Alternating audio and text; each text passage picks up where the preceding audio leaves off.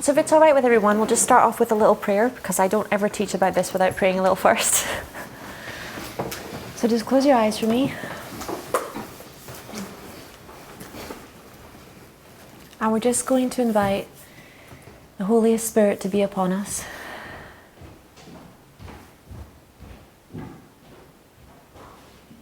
Because here we are gathered in the presence and power of each other's love, so that we may be lifted from any fear, from any suffering, to the joy and to the peace that lay beyond. And just take a minute to send some love to yourself and to bless everyone else in this room.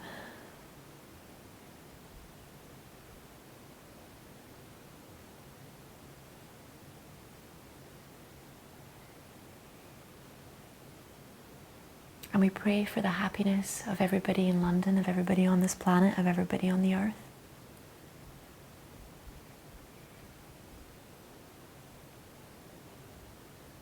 And we ask that love be upon them too. And that where the divine physician is needed, that where any illness is present, that an instant healing occur.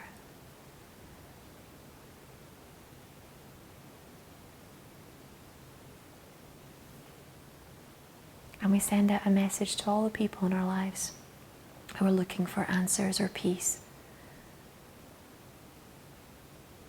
that are looking for that light of the divine that's within them. And let them know that the answers are right here, that they are deeply loved.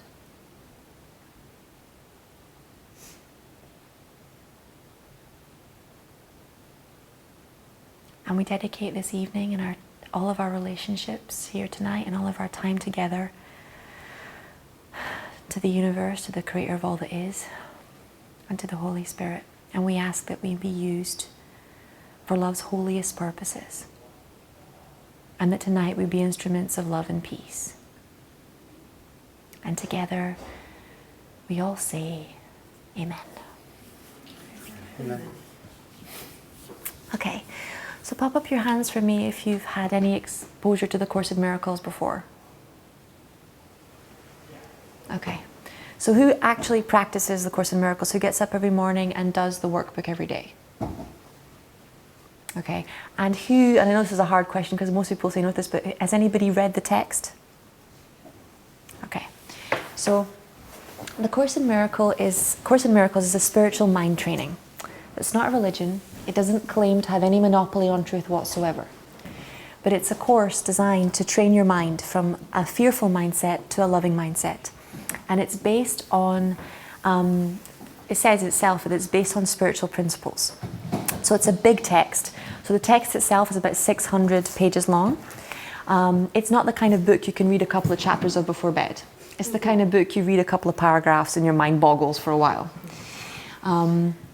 And there's no order in which you have to do the books. You know, there's not book 1, book 2, or book 3. The only thing is whatever book you start, the course asks that you finish it in order.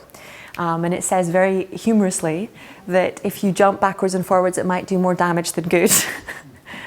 It's just because it's a very powerful book. And I remember my first exposure to the course was almost 8 years ago now. It was when I first woke up and I read Doreen Virtue's book, The Light Worker's Way. Has anybody read that book? I'm familiar with her, but not particularly her. Well, in that book she talks about A Course in Miracles, and I'd just woken up and I didn't know what it was. And I read the bits of A Course in Miracles, and I read the book of Christian Science, which is even more intense than A Course in Miracles in different ways. It's like a dive into the deep end of metaphysics. But A Course in Miracles really stuck with me. And at first the text didn't make any sense to me whatsoever. So I put it under my bed. And I used to sleep with it. I did sleep with it under my pillow for a good 2 years before I was ready to read the text. But the workbook touched me from the word go. It makes a lot of sense to me because it's one phrase, basically, that you do every day, one meditation. And the Course says that 5 minutes of meditation in the morning with your mind in the presence of the Holy Spirit is enough to ensure His presence will be with you throughout the day. So it's an opening of the mind, the shifting of a thought system from one of fear to one of love. And I actually have 3 copies of the Course in Miracles, all highlighted and notepadded to within an inch of their lives. All of them in here at the moment, because normally they're kept where the bathroom is. But thanks to Kindle and the internet, it's on my Kindle, which is what I'm going to be using to refer and quote from it to you guys tonight. It's only £7 on the Kindle. It's £30 to buy hardback. It is a big book. It's about, proper solid book. And I used to carry it around with me in my backpack. I still do, but the Kindle makes it a lot lighter and a lot easier. It's also on Audible. It's also free online. Literally, you can go online, click lesson 1. It will take you to a free page with the lesson, and then it will have on top this little audio that says, read audio out loud. So it just reads the lesson to you. It's also on YouTube. Yep, it's on YouTube. It's on Marion Williamson's website. So if you go onto Marion Williamson's website, it's something like £30, and she will send you her reading out the lessons every single day of the year from when you sign up. And there's a lot of amazing people teaching about it. My 2 favorite teachers are Marion Williamson and Gabrielle Bernstein. But I am, a young woman, and that's where the connection is. There are other amazing teachers of the Course around. And I think the more you explore, the quicker it starts to open to you. It's a study. Everybody has a spiritual practice. And I think in our culture, especially in Western culture, we don't value practice as much as we should. We kind of tend to skip the bits that actually involve showing up every day and doing the little bits of work. Light needs to be held. Marion Williamson describes us as lamps. And she says that we're all like lamps, and that it's the electricity that runs through the house that allows a lamp to shine. And that unless we take those 5 minutes to plug in the morning, that our light can't be switched on. Does that make sense? Mm-hmm. Now, a light can be plugged in and not be switched on, which is what happens when spiritual superiority gets in the way, which is what happens when we have our own wounds or blocks. But just the act of plugging a light in makes it a lot more able to hold the light. But if it didn't have a light bulb, which is our character, as it were, there would be nothing for the electricity to shine through. There would be no way for that light to be expressed into the world. And that light bulb is our physical body. We are all unique. We all cast different kinds of light. We are all different spectrums and shades and colours. But yeah, the Course in Miracles is made up of 3 books. So there's the text, there's the manual for students, and there's the manual for teachers. Okay? I've already explained to you what the workbook for students is. The text is a big book, and you can, normally I try and read about 2 pages of it a day as I'm going along, but go at your own pace. And I find that the first time you read it, don't expect to understand it. Not because you won't understand parts of it, but because the mind plays games with what you're reading. And you think, I thought I read that, but actually something else you read, and there will be other bits that stick out at you and that just stick with your soul. Like there's a part of the Course there's a few phrases of the Course in Miracles that I'll go into tonight, but my favourite phrase in A Course in Miracles is about the Holy Instant. And the Holy Instant is basically the Course in Miracles way of talking about the eternal now, so the eternal timeless state, which is what all of reality and all of illusion is built upon.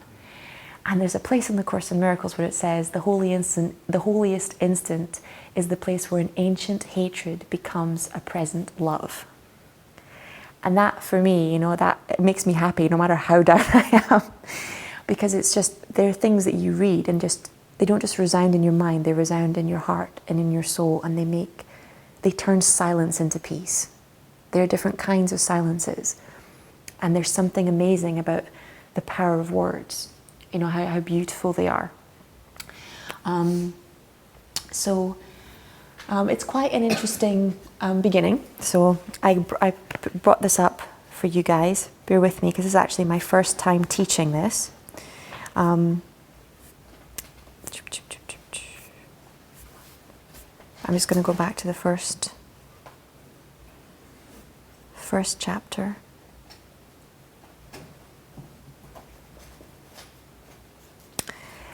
I still remember opening this book at 19 and thinking, what the hell is this? Okay? So this is the introduction to A Course in Miracles. This is A Course in Miracles. It is a required course. Only the time you take it is voluntary. Free will does not mean you can establish the curriculum. It means only that you can elect what you want to take at any given time.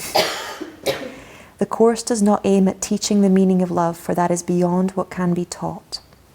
It does aim, however, at removing the blocks to the awareness of love's presence, which is your natural inheritance.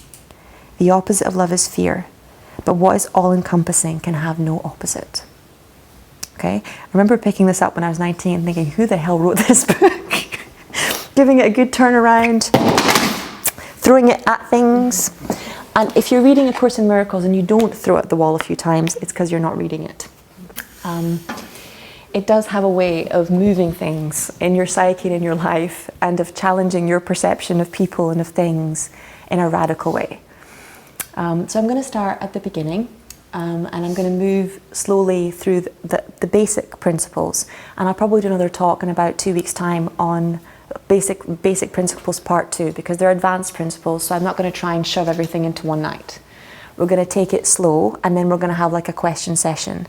And hopefully it will inspire you to take your practice with that book to a deeper level, because it's an amazing book.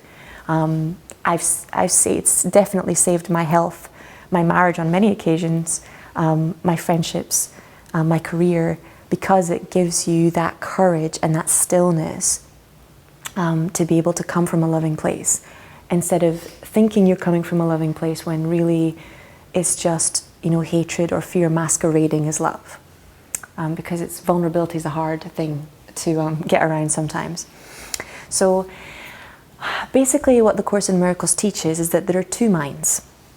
There's a mind of fear and there's a mind of love. Now in A Course in Miracles they talk about the difference between knowledge and perception. And in A Course in Miracles, perception is the fear mind and knowledge is the loving mind. So it's all about the eternal truth. It's always constant and never changes. So anyone here ever been told that if you're getting divine guidance from your angels or from your guides, it stays the same? It doesn't change? Yeah? Normally it repeats itself over and over. That's a sign that something is knowledge, because it doesn't matter how many lifetimes you lived. It doesn't matter how many situations you've been through. The application of the principle is the same. Does that make sense to everybody? Okay. So, and perception is when there's degrees of truth. It's how we see things through layers and layers of our own beliefs, our own emotion, our own projection, and it makes things confusing. It comes from a belief that we are the S with little self. So the Course in Miracles teaches that the fear mind is the ego, and that's what it calls the fear mind. Now there's two different kinds of ego in the world. There's the Greek ego and there's the Freudian ego. So when the Course in Miracles talks about the ego, they're talking about the Greek ego, which is the small separate self. Okay, so they're talking about the idea of you're being separate from other human beings, as opposed to Freud's idea of the ego, which is your sense of identity, your personality traits that make up who you are, which is what we'd call kind of like your sub-personalities grouped together. Okay, so when people are saying to you, love your ego, they're talking about loving your different selves, loving your sub-personality. When the Course in Miracles talks about the ego, it's okay? When the Course in Miracles talks about the ego, it talks about something far older than a personality built in this lifetime. The ego, just like the Holy Spirit, has been around long before you were born and will be around in other human beings long after we are dead. It's far older than we are.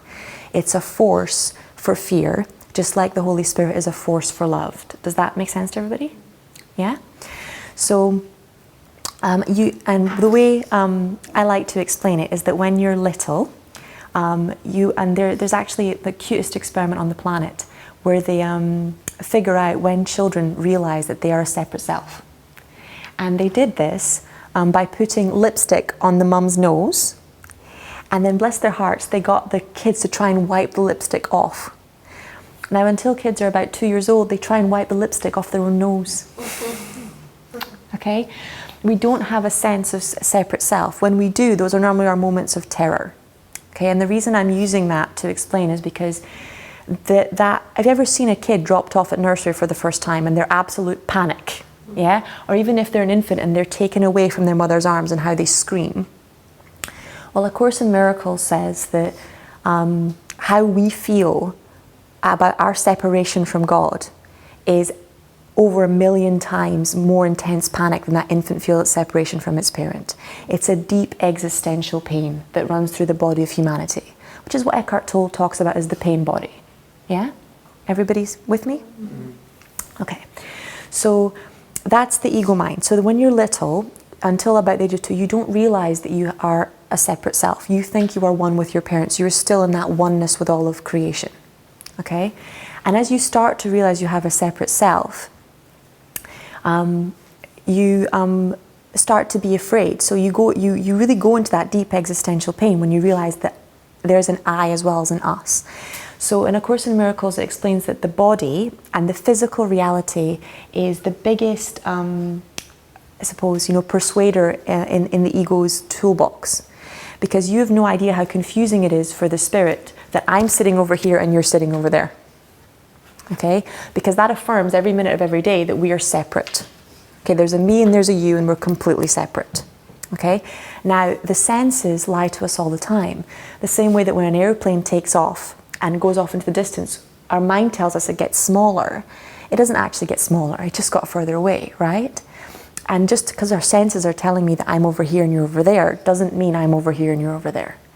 Because all is infinite mind and all minds are infinitely joined. And that's why when you get down even to the science we've gotten to today, we know that we're all just atoms vibrating at different frequencies. We don't know why we stick together. It's a different question entirely. And the Course in Miracles addresses that as what they call a hierarchy question, so divine hierarchy. But in that moment that you realize as a little kid that you are separate from God, that's the moment that the ego comes into the equation. And it's also, in theory, the moment that the whole universe was born. So the Course in Miracles says that the whole universe, the whole of this illusion, was created in an instant. And in A Course in Miracles, it said it was created the moment the Son of God forgot to laugh. Okay? And it's just the idea of being born in a consciousness separate from all that is, that we could be separate. And that's what the small separate self is. It's just the idea that we are small separate beings. So self with a big S is the idea that, yes, we are all separate beings, but we are all one. And self with a small s is the idea that we're all completely separate all the time, no matter what. Okay? So A Course in Miracles says that we are like sunbeams thinking that we are separate from the sun. We are like waves thinking we are separate from the ocean. Okay?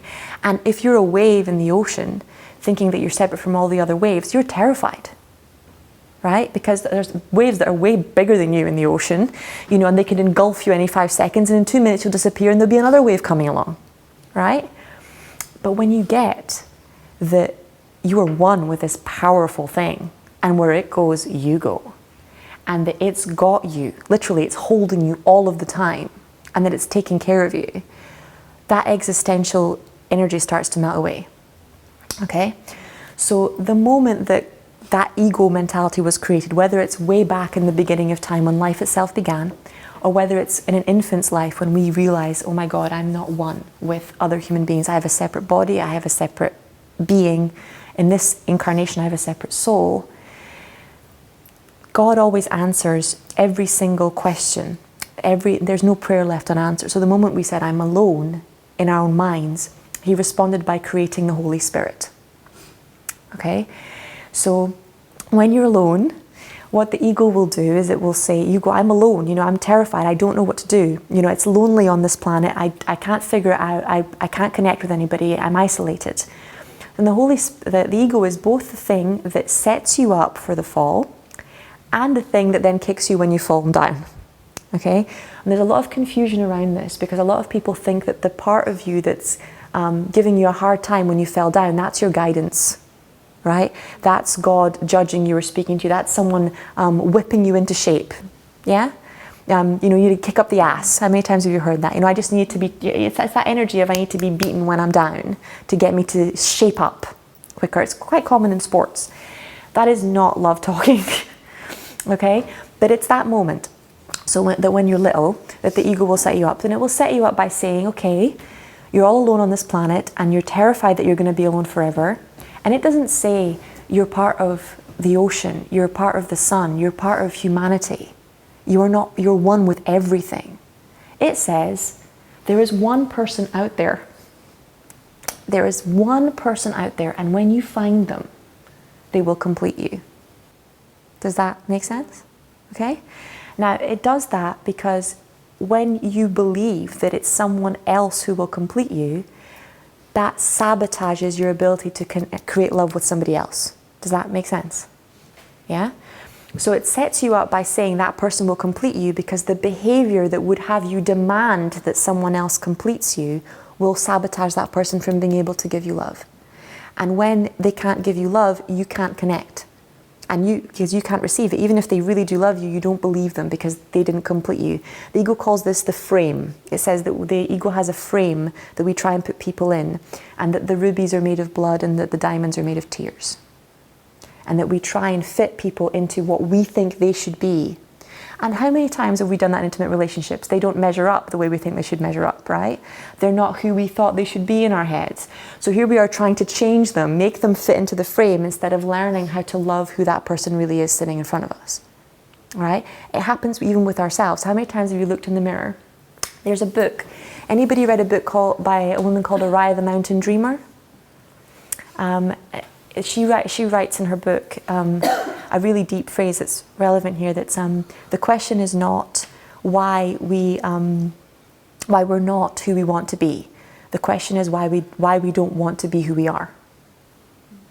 And that, for me, exemplifies what the Course in Miracles says by that frame that it puts people in.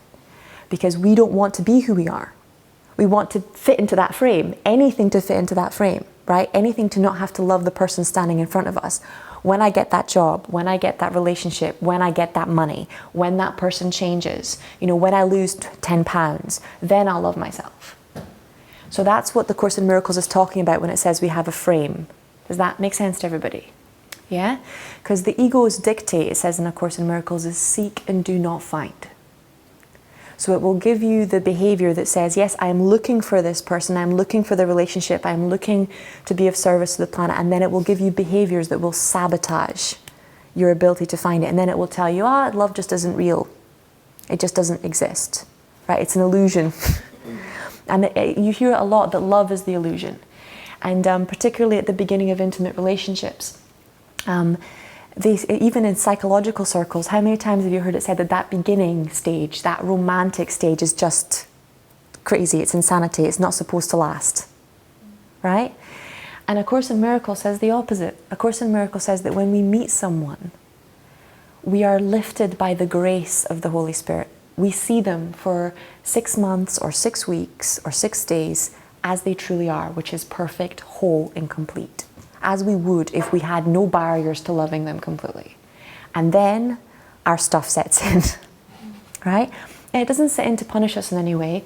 It sets in because the same way that a jeweler, when he's given a gemstone, has to rub gemstones together in order to get them to be clear, in order to get all the rough edges off, we rub against one another to get our rough edges off, to smooth ourselves.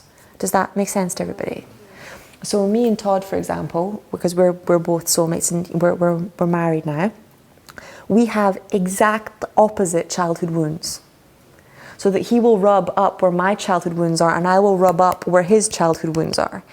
And in that moment, because the Course in Miracles says relationships are incubators of the Holy Spirit. Okay? In that moment, if we choose to give our wounds to the Holy Spirit, if we choose to invite love in, then our wound will be healed. In the presence of each other, we will not just become gifts to one another, we'll become the gifts that we're capable of being for the planet. Does that make sense? But in that same moment, used for the ego's purposes, we can use each other to make the wounds deeper. Okay? But if you don't have that awareness, if you don't understand that in the presence of love, everything unlike love will be brought to the surface, then when that stuff comes up, the ego turns around to you and goes, I'm just not supposed to be with that person. Right? And then it moves on to the next one. And I'm not saying you're not supposed to be with that person, because it's a different question entirely.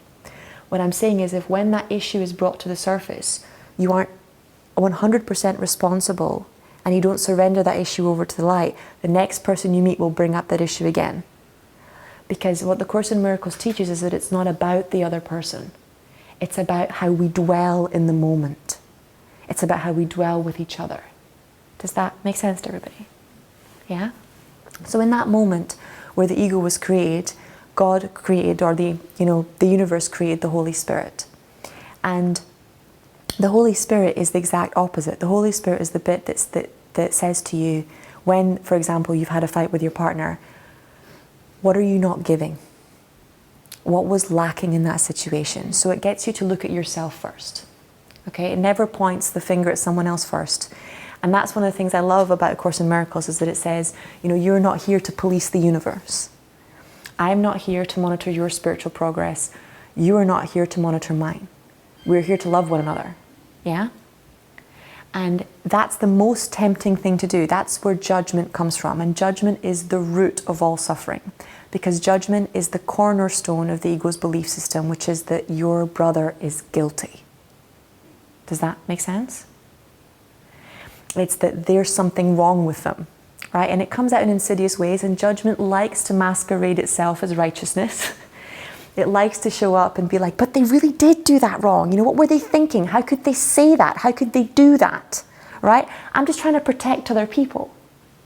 But if you think about love as light, then the only thing powerful enough to eradicate darkness is the presence of light. So when the ego says to you, in the presence of someone else's fear, be fearful too, that's the equivalent of saying, you want light in this room, go around, turn all the lights off.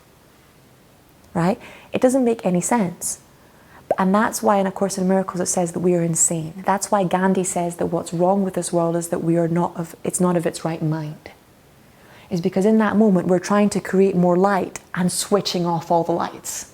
Does that resonate with everybody? Yeah?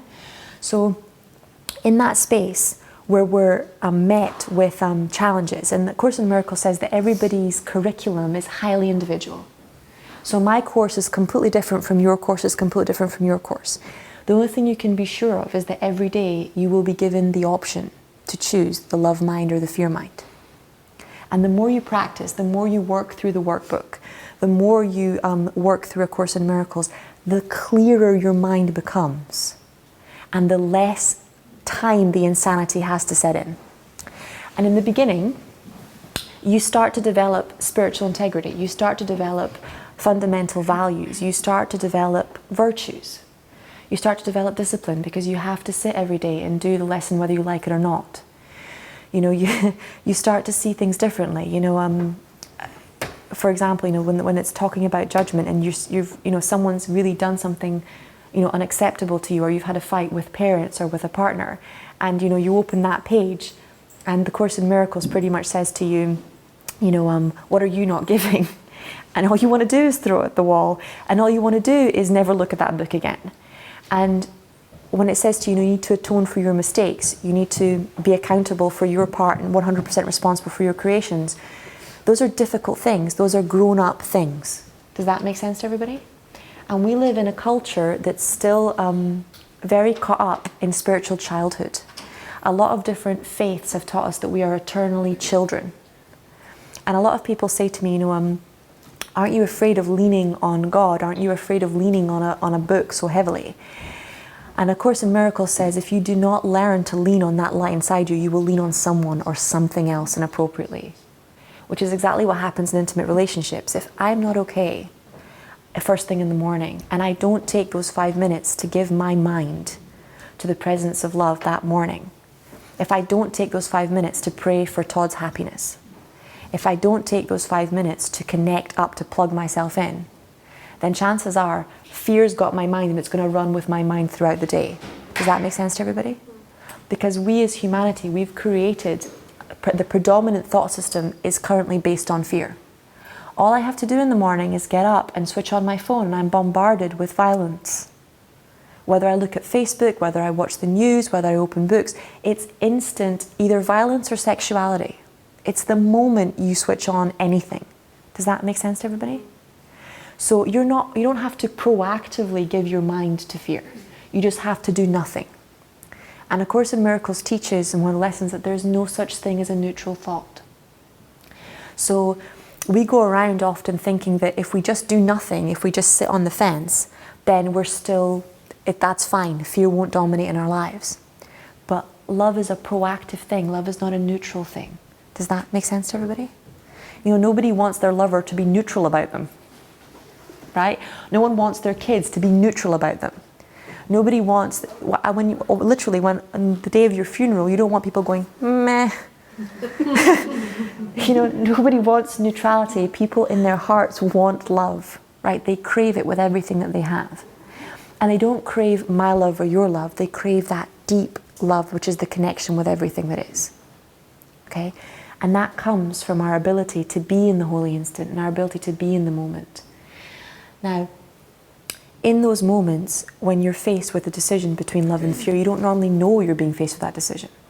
So you make it from an unconscious place. And from that, the ego will turn around to you and say, but I didn't do anything and something bad happened, right? And from that place of I didn't do anything and something bad happened, you give away your power completely. And this is why in Alcoholics Anonymous and in grief, does anyone know what the first stages are? Because they're the same. Denial. Yeah. So in Alcoholics Anonymous, the first thing is denial, and grief, the first thing is denial. Now, denial is a very nice word for you're lying to yourself. Okay? And the subconscious mind lies to itself to protect itself because anybody knows that the truth hurts. Yeah? It takes a certain level of emotional musculature to be able to hold the truth with maturity. Exactly because it requires growth. Okay? And nobody likes having growth demanded of them. So it requires such a gentleness to convey the truth with love and with peace. Marianne Williamson's always saying that the word communicate has the word commune in it. You know, so communication is based on our ability to commune with one another. And the word communion comes from common union, right? Our ability to recognize our common union with one another, to see each other as brothers and sisters. And obviously, you know, I don't go around meeting strange people in the street or going to meetings or, you know, counseling people in my practice and saying to them, yes, you know, I'm going to give you over to the Holy Spirit right now, because the language doesn't matter. It's not about spiritual superiority. It's not about getting attention. The love is what matters. Does that make sense? And that's why the Course in Miracles says it doesn't have a monopoly on truth. I only talk about A Course in Miracles to people who ask me or who are open to it, or who ask me, what's your spiritual path? You know, what do you do? Because everybody has their own spiritual path and all the different paths will lead them home. So it's not about what you do, it's about the love you're able to give in that situation. So if me telling someone that I do the Course in Miracles is going to bring fear into that room, I'm not talking about it. Does that make sense? Yeah? You just want to be literally a vessel for love's peace and for joy and for presence, and to hopefully end the suffering of the person sitting next to you. And you'll be surprised, even in this room right now, just how much the person sitting next to you is suffering. Because we're very good at putting on a brave face.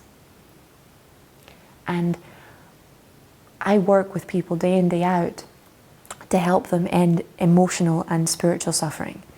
And the stories you hear really break down I think one of the biggest guns in the ego's arsenal, which is, I suffer alone and no one else has it as bad as me. Okay? Because in those spaces of isolation, shame breeds. If you think you're worse than everybody else, if you think you're the only person having a hard time getting up in the morning, or, you know, looking in the mirror, or fixing, you know, your career or your relationship, you're not. Everyone sitting in this room right now faces the exact same challenges you do every single day. And that's why we need to be so gentle and so compassionate and so kind and careful with one another. Because you just never know what is going on with the person sitting next to you. Okay? So, our job on this planet, according to the Course in Miracles, is to basically be vehicles of love and light. Now there's 3 stages to that. So the first stage, when you first start working, whatever practice it is, whether it's A Course in Miracles, whether it's Buddhism, whether it's Hinduism, whether it's Judaism, whether it's Christianity, is self-actualization. And this is normally characterized by a stage of intense study. So you'll find people doing either a lot of training or a lot of very focused meditation, and they'll just suddenly take off in a particular direction. It's often called an awakening. Right? But it's a stage of you remembering who you are in this lifetime. It's the first time that you go, I'm not my physical body. And that's what enlightenment is. It's a shift from body identification to spirit identification. That's what it's called in A Course in Miracles. It's also called, it's another one of my favourite lessons, a journey without distance between the mind and the heart. So it's that journey of enlightenment from body identification to spirit identification. So in the beginning, we identify with our physical body and we believe that this is all we are. This is me, that's you over there, and we're separate beings. And when you awaken, you remember that you are not your physical body, that you are a spirit. And I think that's the only way to be happy on this planet, is to know that you are not of it. Marianne Williamson says that even the deepest roots of this planet are too shallow for who you really are. That you are so beautiful, that you have been through so many different lifetimes and universes and incarnations, that that's why so many of us on this planet feel like we're aliens here. Because we're not from here, we're here for a very short time. Even the whole of humanity is here for a very short time. For us, it feels like an eternity right now, but it's an instant in the life of the universe. I think it's less than an instant sometimes. And that consciousness that you are will change form, and it will keep flowing. So we are identified with the body right now, but the body was not made for us to be identified with it. And when we're identified with it, it puts a lot of stress on the physical body. And that's what the Course in Miracles says is the cause of illness and dis-ease in the body, is our over-identification with the physicality. Does that make sense to everybody? So it's not that your body is bad in any way, shape or form. It's just that the Course in Miracles says it doesn't exist. It's the same thing with the world. It's not that the universe is bad or that the world is evil, it's just that it's not real. Now, the fact that it's not real outside of time and space does not mean that you and I will not experience it as very real within time and space. Yeah? When the Course in Miracles says time and space are illusions of consciousness, so does Einstein. But that does not mean that it's not occasionally a very painful and also a very joyful illusion. Now, First question, sorry. Yeah, go on, I Kelly. don't understand how it's an illusion. Or time and space. Well, yeah, a little bit. Physics-wise, time and space are relative. So we've kind of created a consensus that humanity has decided that, even it's, 8 p.m. now, and over in Lisbon it's another time now, but it's all based on perception. When we're gone, the idea of time won't exist anymore. And space, it's kind of like inside your cell you have 1 billion atoms, right? And how many grains of sand are on a beach? How much love can you fit into an instant? If you've ever looked into the eyes of a dying person, it's seriously intense.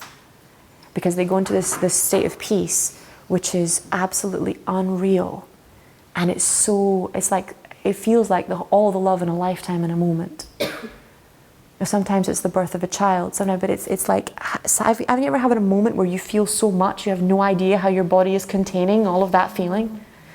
It's like time and space are relative, which is why for example, if I were to go into space as an astronaut and I come back, I could still be the same age, but people here have aged 40 years. Does that make sense? That's relativity. I'm not going to go deeper into that because it's physics, and I'm not good at physics. But that's the extent of they really are illusions. They're completely relative to the planet and the solar system and the space and the physical body or energy that you're in. But that's how they're illusions of consciousness.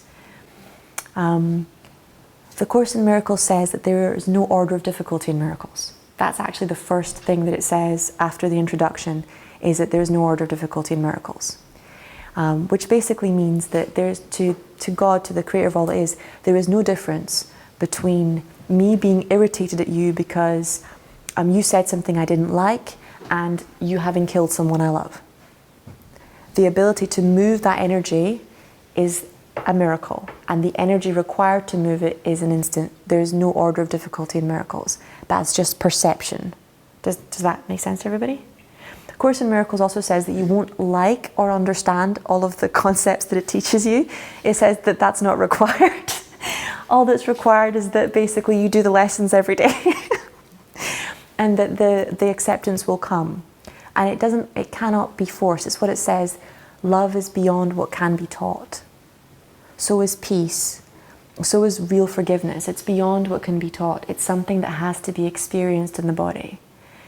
knowing intellectually what forgiveness is, knowing intellectually what enlightenment is, it's not the real thing. It's an experience. It's 100% an experience. It's a way of being. And for me, I practice yoga almost every day, a minimum of like 3 or 4 times a week. And when I'm doing yoga, it's a very humbling experience at the same time as being a very amusing experience, because it often shows me the difference between my mind, what my mind thinks it can do, and what I'm actually capable of doing. Right? So at the moment, my New Year's resolutions are to learn how to do the splits, to learn how to stand on my head. I learned that one by now, but I'm still halfway on the splits, and to learn how to do a handstand. Okay? Now, learning how to stand on my head took me 4 weeks.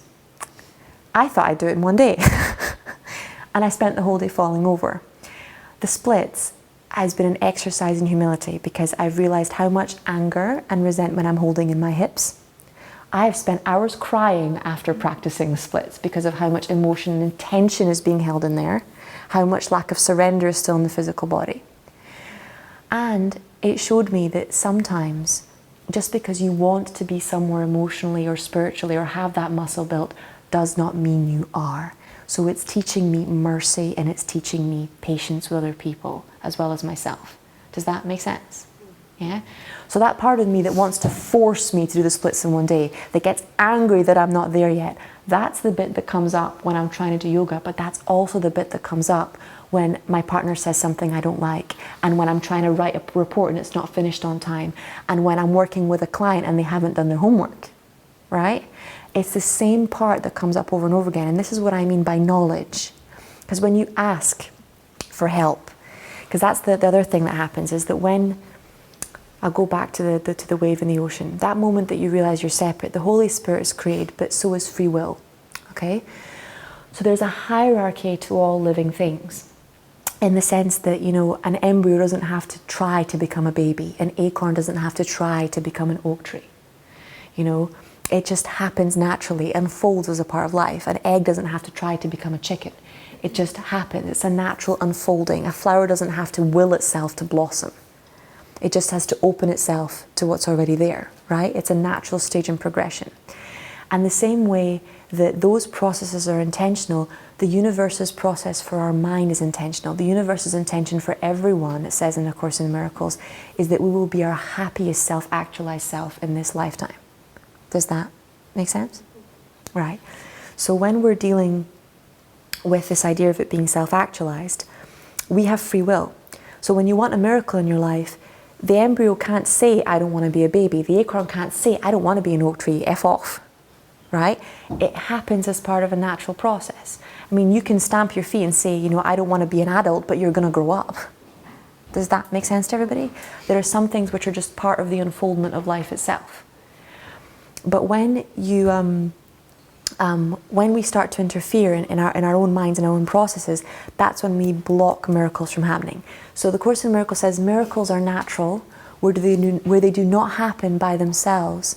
It's because there has been, something has gone wrong. Literally, it says when they don't happen by themselves, naturally it's because something has gone wrong, which means we have put a block to love's coming. Okay? So mostly we're not aware of that block. Nobody wakes up in the morning and thinks, today I'm going to do my damnedest to piss off my partner. Today I'm going to really, you know, scream at my boss and lose my job. Today is the day that I will not pick up the phone when someone really important is calling me and miss that opportunity. Nobody wakes up in the morning and thinks they're going to do those things. Does that make sense? Nobody thinks today's the day I'm going to cheat on my partner. It just happens because we haven't given our day to love's purposes. Does that make sense to everybody? So the moment, the Course in Miracles says that prayer is the medium of miracles. Basically prayer and meditations. That's why you get the 365 meditations. And that's why you get taught to pray inside the Course. So prayer is that moment where you basically surrender your will to divine will. It's that will with a little s becoming, that will with a little w becoming will with a big W. It's that moment that you realize that this physical body, that this small separate self actually has no idea what would make you happy. Does that make sense to everybody? And I've had people, this is because we've had a lot of religious abuse in this area, I've had a lot of people say to me, you know, what if God would take everything away from me? You know, what if he asks me never to play the piano again and I'm a musician? What if he asks me never to paint again, you know, and I'm an artist? What if he asks me to completely change what I'm doing? And what I always say to them is, you know, who do you think gave you the ability to paint? Who do you think put that innate ability in you to sing or to play the piano in there? You know, there's no part of the divine that's going to say to you, stop expressing beauty and love on this planet. Love doesn't do that. Love cherishes those things, because the more you shine brightly, the more you remind other people that they are a light that can shine brightly too. It's what Marianne Williamson says, you know, with, you know, you say, who am I to shine brightly? And she says, who are you not to?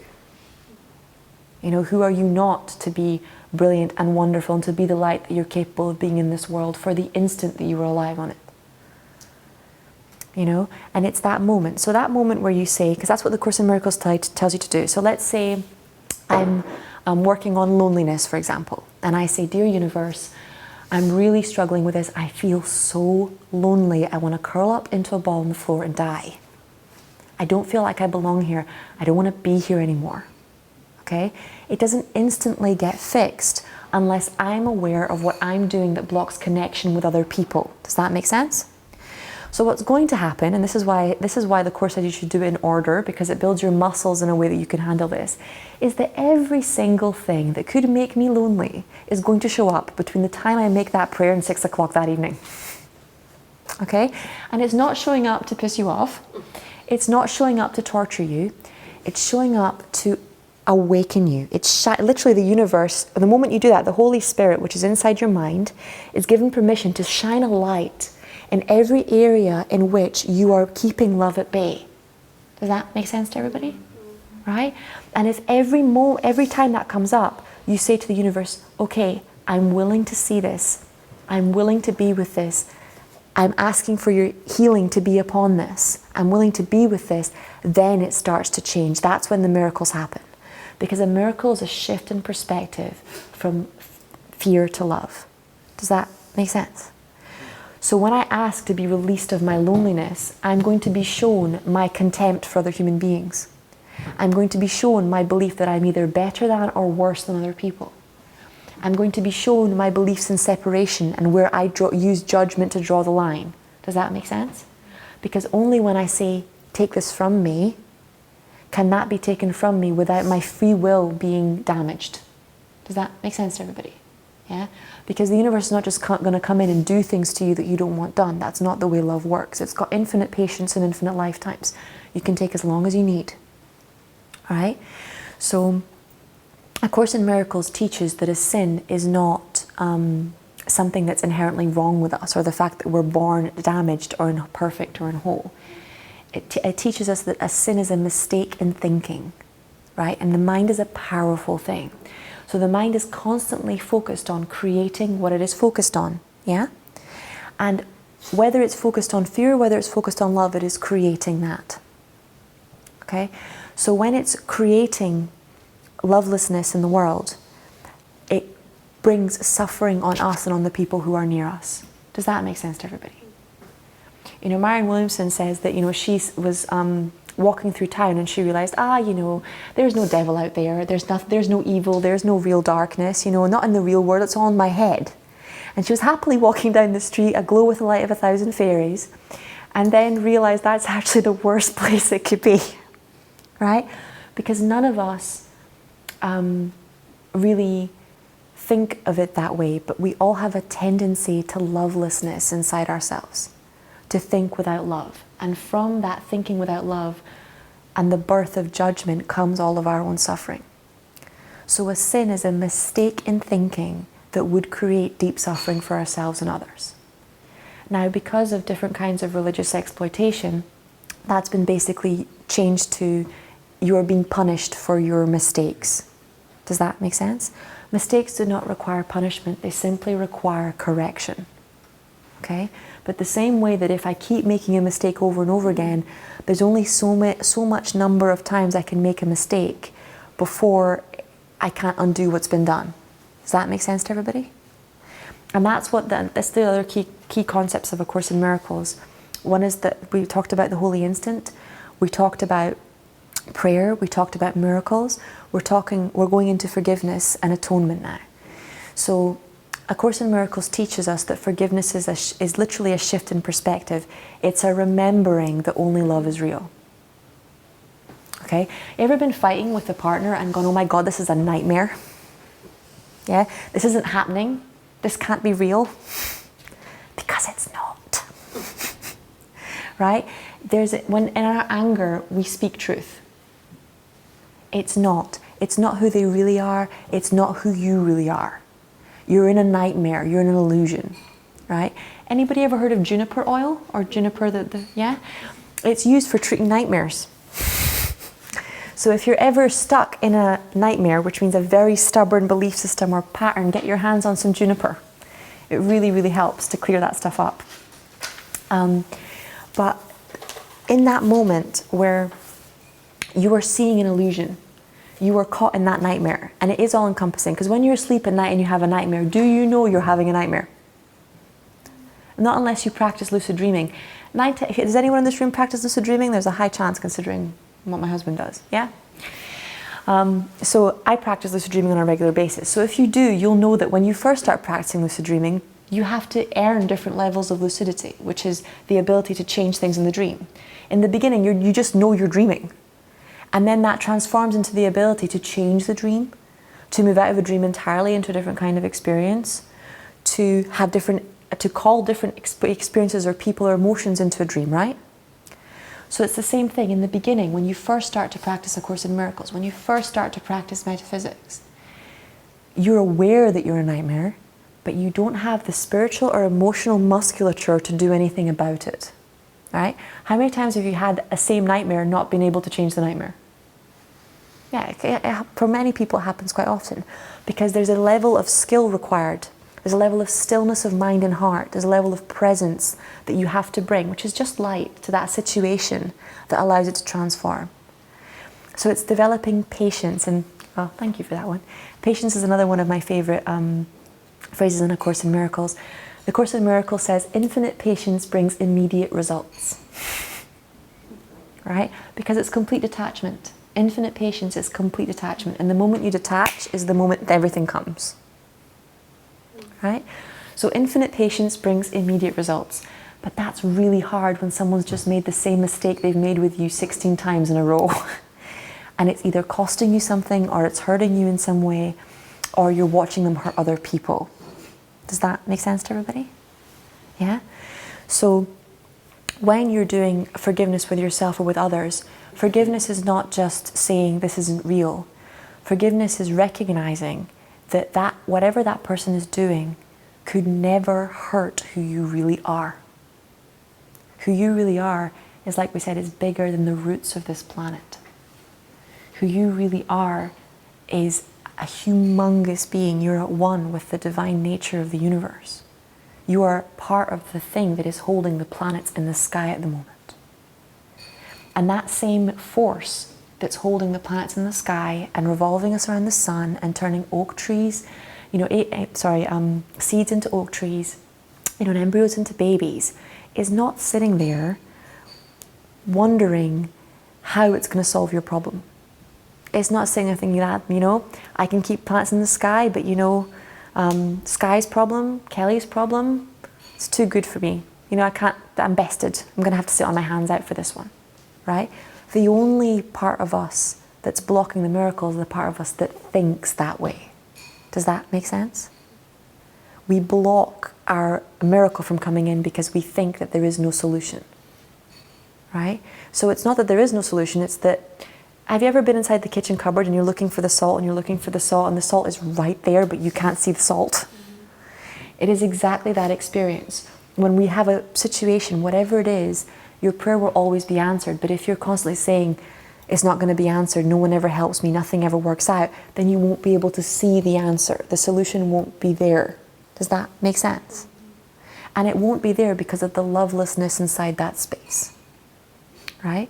So we live in a culture that when it comes to forgiveness, it's very trendy nowadays. What do you want in that relationship? What kind of job do you want? What kind of relationship do you want? What do you need? Are you getting all your needs met?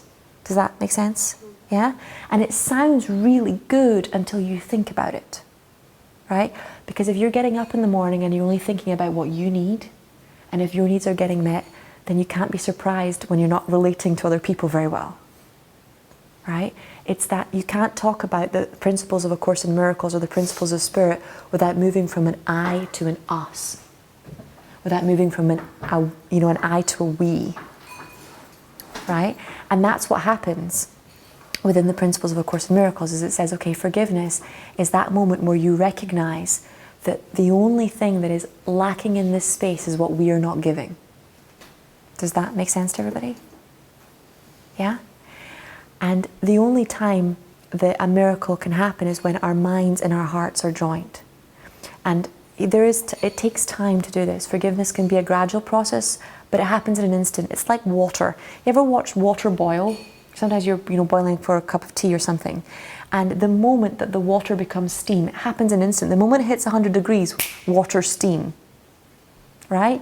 It was water, and then instantly it's steam. And forgiveness, it's the same thing. It's that dense emotional energy, and then instantly it's gone. It's released.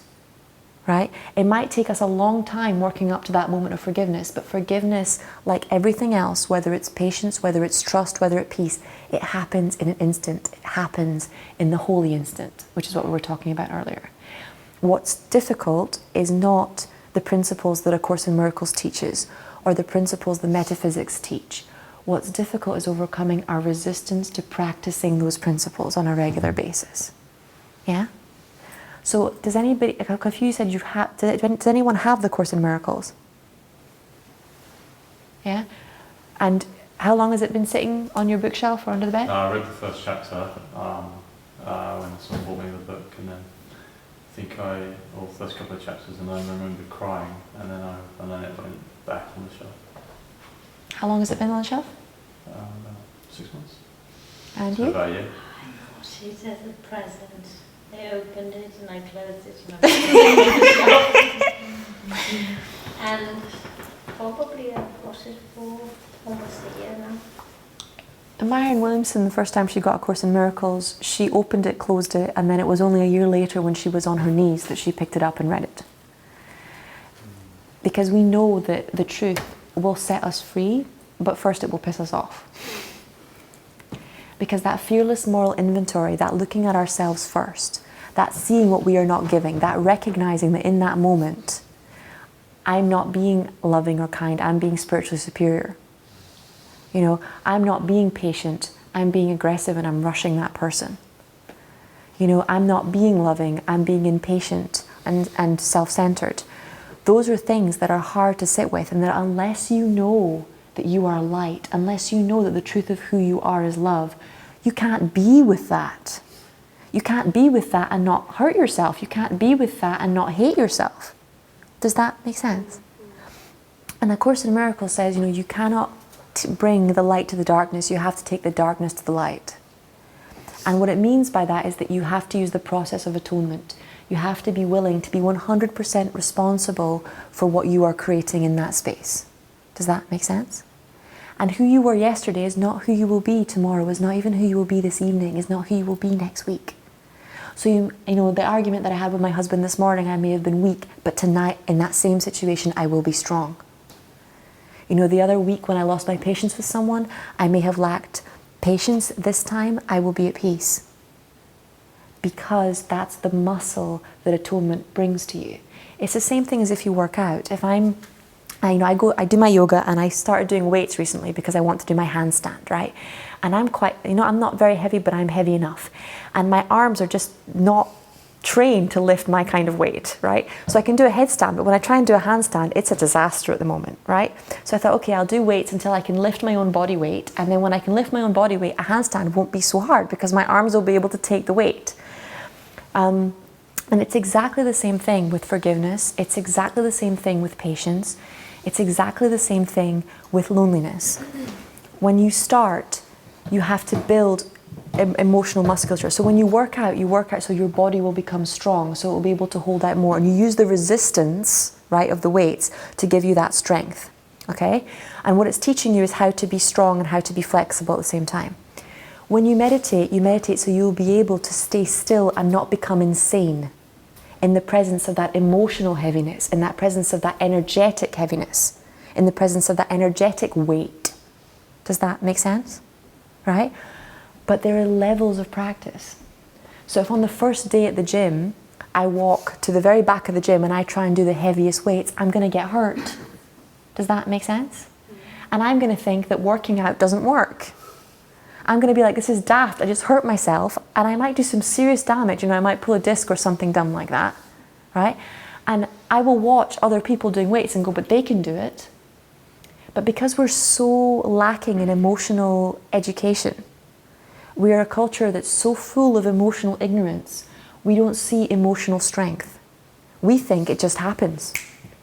We think some people are strong and some people aren't strong. That's like saying someone that goes to the gym every day is just fit, and people who sit on the couch all day are just unfit. It just happened. There's no cause and effect. Does that make sense to everybody? Right? So when and the Course in Miracles teaches about cause and effect, what we were talking about earlier, and the only way to change the effect is to change the cause. So if we are emotionally weak in particular areas, if we don't have patience, if we are tough on the people that we love, if we are tough on ourselves, if we're struggling with anger, if we don't know how to forgive, these are weights. Okay, and you're going to have to start off lifting 5 kilograms or 2 kilograms before you can lift 10 kilograms, before you can lift 12 kilograms. Does that make sense to everybody? And that doesn't mean there's something wrong with you. And the fact that, your friend can lift 10 kilograms already doesn't make them more enlightened than you. It just means they've practiced more than you. Does that make sense? So when I put up the lecture for today and I decided to call it The Basics of A Course in Miracles, I didn't put that up because the basic principles of the Course are any less advanced than the advanced principles of the Course. Because they're not. The basic principles of the Course are pretty much the same as the advanced principles of the Course. The only difference between an advanced student and a beginner student is the level at which an advanced student is able to apply the principles in their daily life. Okay? It doesn't change. These are principles that you will literally practice your entire life. They don't get old. Some people make me laugh. I have quite a few clients who've come in and they've gone, and I go, they ask me, what do you do and what's your practice? And I say, well, I clear my energy every day and I do A Course in Miracles. And they go, I did that. Like it's something you read and then it's done. And it's the same thing as saying, I worked out 3 years ago. There is no understanding that the continuation of the process is not a mark of weakness. That this is not an exercise in intellect, it's not a competition. I've done this and I've done this and I've done this. That spirituality is so much more than an intellectual understanding. Does that make sense to everybody? That's why you never hear any of the Christians saying, I'm not going to Easter service this year because I've heard that Easter story 1,000 times. It's just getting old. I don't want to hear the same story again. Right? And the reason they don't say that is because there's an understanding that that story is a metaphor for a type of spiritual growth, a type of redemption. So this is another principle of A Course in Miracles, which is the principle of redemption or the principle of salvation. Okay? So after you've been lonely or depressed or angry, and you pray for help, so you pray for a miracle, and then you have those things come up, and you're like, okay, fine, I see what I'm doing, I'm willing to change, I'm willing to commit to having that shift in perspective from fear to love. Please take this from me. And the universe will start to bring you people normally, people who've already mastered this. People who don't have the same wound you have, people who behave differently in that situation, because to teach is to demonstrate, and modeling is how we learn. So when that person is demonstrating not having that wound, that's the fastest way of learning how to be healed. Does that make sense?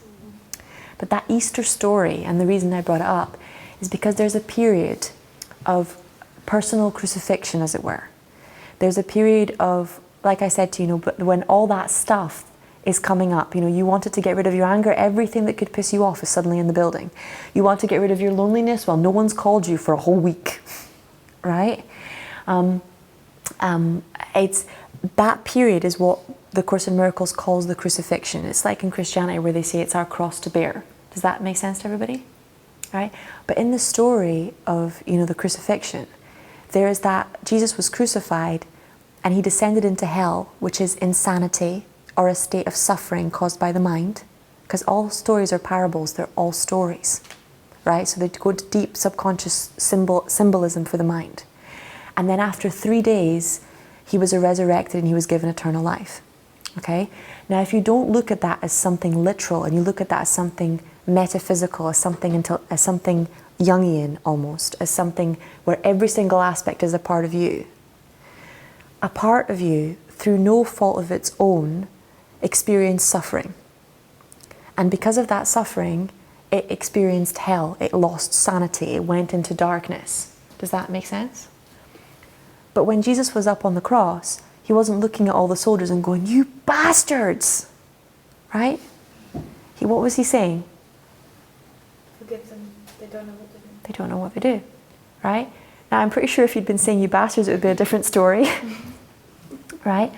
But the message is that when you were in your deepest pain, your mind is well enough trained that you can focus on forgiveness. That part of you which has been killed by your wound, whether it's your ability to feel joy, whether it's your ability to feel connection, whether it's your ability to be at peace, will be resurrected, will be brought back to life. Does that make sense? All of us experience little deaths within ourselves throughout life. It's not something we can get around. All of us experience pain. But those 3 days in between the crucifixion and the resurrection is that moment in between you saying, okay, I want to leave hell. And I pray for help and the help coming. But you have to keep the faith as the help is coming. Does that make sense? It doesn't mean you have to pretend to have faith. You just have to keep repeating. Does that make sense? You have to keep disciplining the mind. You don't have to believe it. You just have to do it. Believe that faith isn't required, because when you haven't practiced the principles of A Course in Miracles or other faiths, you won't know what faith is. You won't realize that faith is a law of the universe, and that it's basically faith is focus. It's an ancient word for focus. So you can have faith in anything. You can have faith in the worst, or you can have faith in the most beautiful things. But your mind is always having faith in something. You can have faith in your ability to succeed or in your ability to fail. But faith is the way the mind focuses itself on different things. Does that make sense? And blind faith is not blind. It's visionary. If I'm in an airplane and I'm driving this airplane or flying this airplane, and suddenly I find myself in the middle of a cloud, right? I turn on my sonar. I don't act like I shouldn't need the sonar. I turn it on, right? Because that sonar tells me how to get from A to B without being able to see. Our faith is our sonar. When we're in the dark, when things are not clear, when you're in the middle of a cloud and you're flying your own airplane, the airplane of your consciousness, and you cannot see, faith is your sonar. It will guide you home. Does that make sense? Without it, you're just in an airplane flying in a cloud. And things are a bit more turbulent. You probably still come out of the cloud at some point, but the level of panic you'll experience might be going through hell before you get out of that cloud. Does that make sense? Yeah? So it's just being aware that when we become 100% responsible, that those parts of ourselves, and this is why you said you picked up the book, you opened the book, you landed in tears. It happened to me last night. I picked up the book, I opened the book, I was crying all over the place. Because it goes somewhere deeper than the conscious mind. It goes straight to some things often that we've forgotten, that we can't put into words. It's a pain so deep and so existential that it can't be verbalized. Just like love can't be verbalized. It's beyond expression. And having that pain answered, having it witnessed, having it released, that's a very powerful healing. That's why my books are highlighted and cried all over, and they have post-it notes coming out of all left, right, sides and centres, because they created for me a genuine relationship with God. I always had a very strong relationship with my angels, and it was daft of me. It never occurred to me that they would take me back to God, but of course that's what they were doing all along. But that's how much fear we have of the Creator. That's how much religious abuse has been in our culture. Is that we're taught to fear God. So when it starts to take you back to conscious relationship, to conscious contact with the divine, it's such a relief that existential pain starts to leave, that it's possible that it can be healed. Because when you first pick up that book, 9 times out of 10, you've lost hope that it's possible. You're not even talking about it anymore. It's not a conversation you have. You know, I've never had anyone sit down on my chair when I'm doing healing or counseling and say, you know, that existential pain thing, it's a bitch. It's not even a conversation. That's the level of hopelessness. Does that make sense? And when you're having that addressed on such a deep level so well, it is an emotional release, because it is the end of your suffering. It is the beginning of your self-actualization. So there's that stage where you self-actualize, and then the next stage is collaboration.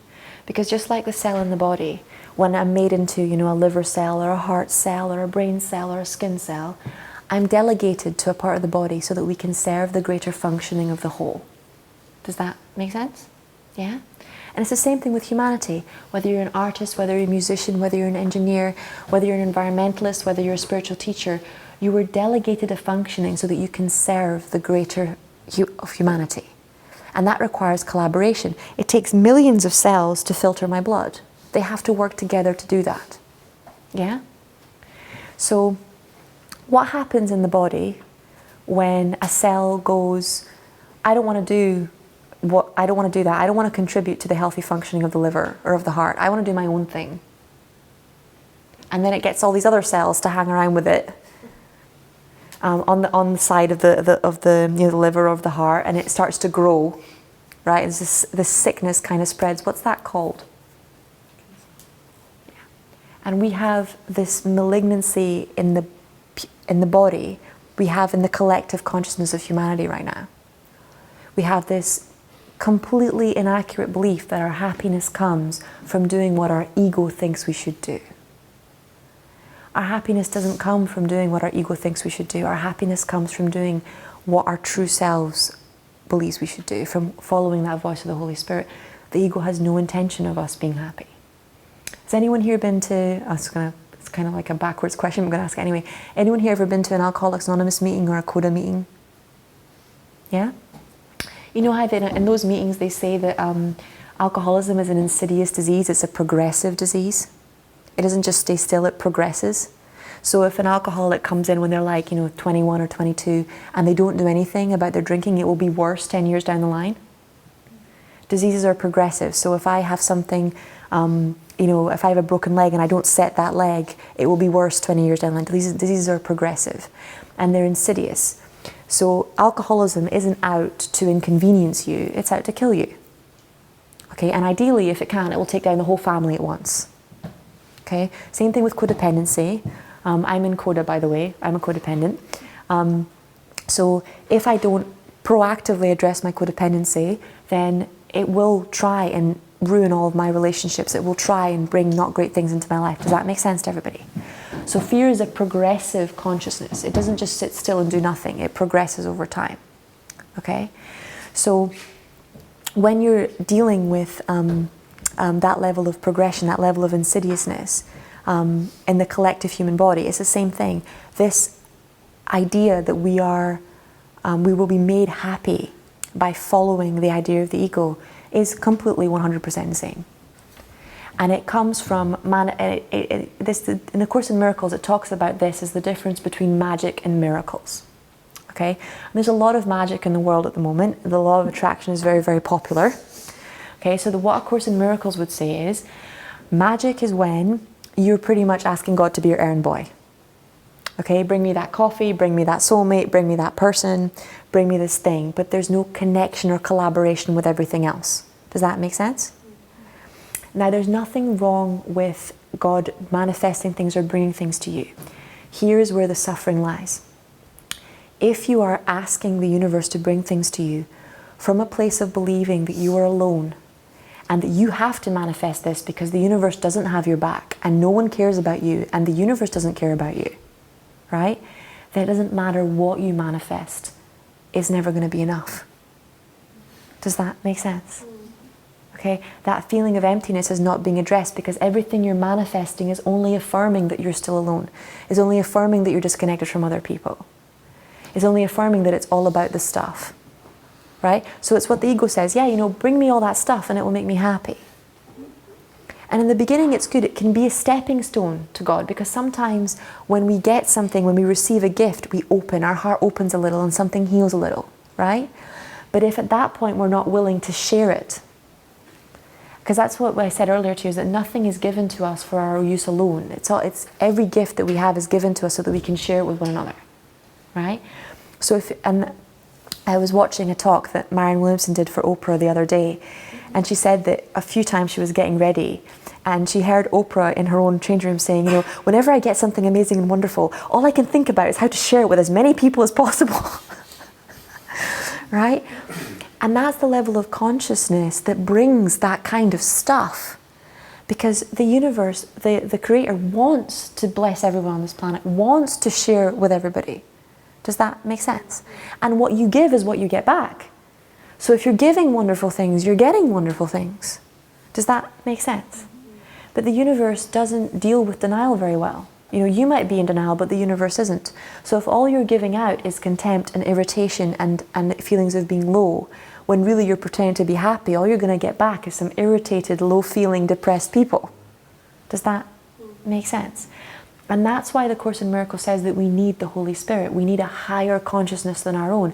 Because in that moment where, it's what it says in the law of attraction, it's very hard to jump from shame to happiness. That's a bridge that has to be crossed. So when you say to a higher mind than your own, I need a divine intercession, I need a miracle here, the Holy Spirit literally becomes that bridge. Your angels literally become that bridge. They literally bend over backwards so that you can connect to that part of consciousness in an instant, instead of having to work your way up through all the emotions. Which is why sometimes we just burst into tears, because that bridge was instant. Whereas if we tried to do it ourselves, we'd have had to work our way up and work our way up. The baby isn't sitting there going, I have to become a baby, I have to become a baby, I have to become a baby. It's happening naturally. The acorn isn't saying, I have to be an oak tree, I have to be an oak tree, I have to be an oak tree. It's happening naturally. In the same way that you becoming the happiest possible self-actualized self is happening naturally. You don't have to be thinking, I want to become self-actualized. That's a sign of distrust. That's a sign of too much control. Does that make sense to everybody? That doesn't mean do nothing. That doesn't mean that your diligence, that your consciousness, that your attention, that your love and your presence won't be required, because it will. But there's a huge difference between conscious consideration and control. And you know what it is. Nobody likes being controlled. We're very, very clever things, right? And all of our minds are drawing 24 hours a day. If I'm controlling you, even if I'm doing it with a really nice smile on my face and I'm using the nicest, prettiest words on the planet and calling you sweetie and telling you how wonderful you are, you ain't gonna like me. Does that make sense? Right? So there's a lot of this pretending, this fake it till you make it mentality. And it's important because there are many areas in my life where if you'd been here yesterday, you would have seen the amount of drama I caused with my husband before this talk. It depends what it's backed up by. It's kind of like, I think you should work out, but there's degrees, there's like qualifications to me thinking you should work out. It's the same thing. I think there's a level of practice that requires your failure. Like me doing the splits, right? I'm going to have to fail at doing the splits a few times before I can do the splits. And that doesn't mean I should give up on doing the splits. Okay? But I shouldn't pretend to practice doing the splits whilst never intending to do the splits. And that's what happens to a lot of people emotionally. They get stuck, right? They go and try to learn peace and compassion, but somewhere along the way they give up on ever learning how to be peaceful and compassionate, so they're planning on pretending forever. Does that make sense? So that's my qualification, is that when you actually are practicing something, be conscious that you're practicing something. Be conscious that you're learning patience, or you're learning mercy, or you're learning integrity. And be aware of that level of fake it till you make it, and use the bridge. Because when I'm, practicing the splits and I say, okay, I have no idea how to do this. I have never had my body flex that way before. This is, for my physical body, this is a brand new thing. It's completely out of my comfort zone. It's the same thing in that moment where, I want to have patience with someone, but all I really want to do is slap them. Or they're talking and I'm like, please, just shut up. Why are you still talking? And there's those moments where I'm looking in the mirror first thing in the morning and I'm really, really not having a good day, where you need that miracle. Because those moments, no amount of pretending to be somewhere makes you be somewhere. Does that make sense? So in those moments of fake it till you make it, it's recognizing when you stopped trying to make it and you're just faking it. because the universe has grace to it. So if the universe knows that if you're genuinely trying to learn something new, it will have mercy upon you. You know, normally in ways that make you laugh a lot. Normally with people who will be kind and who will bring a different energy into that space. But if you're not actually trying and you're just sitting there saying, I really, I tried, it didn't work. That's normally when you get people who are kind of bitch slapping people. Predominantly because you're bitch slapping them. Energetically, you're bitch slapping the universe. And the universe kind of gives you a bitch slap back. And you're like, how did that happen? How did I meet that rude person today? And it's because on a level you don't realize how rude you're being. Does that make sense? How much you lack humility. You got to a place in the lesson that you didn't understand. Instead of asking for help, you decided to hit the teacher. Right? And that's what emotionally we do a lot. And we get away with it because we don't have much emotional intelligence in our culture. You weren't taught about emotions in school. Beyond happy, sad, you weren't taught that. So you don't, and it's not as a culture, we don't know how to have emotional integrity with one another. And that's why we lack patience. Because if I've mastered patience, for example, and my partner hasn't, I'm not going to understand why they're screaming at me. I'm going to think it's something they can just change, just like this. I'm not going to understand that it takes practice to be patient. I'm not going to understand that that's a learned skill. And I'm also not going to praise them when they are patient, because I'm going to think they should just have it mastered anyway. Does that resonate with everybody? Something. Yeah. What if you're dealing with like a sociopath?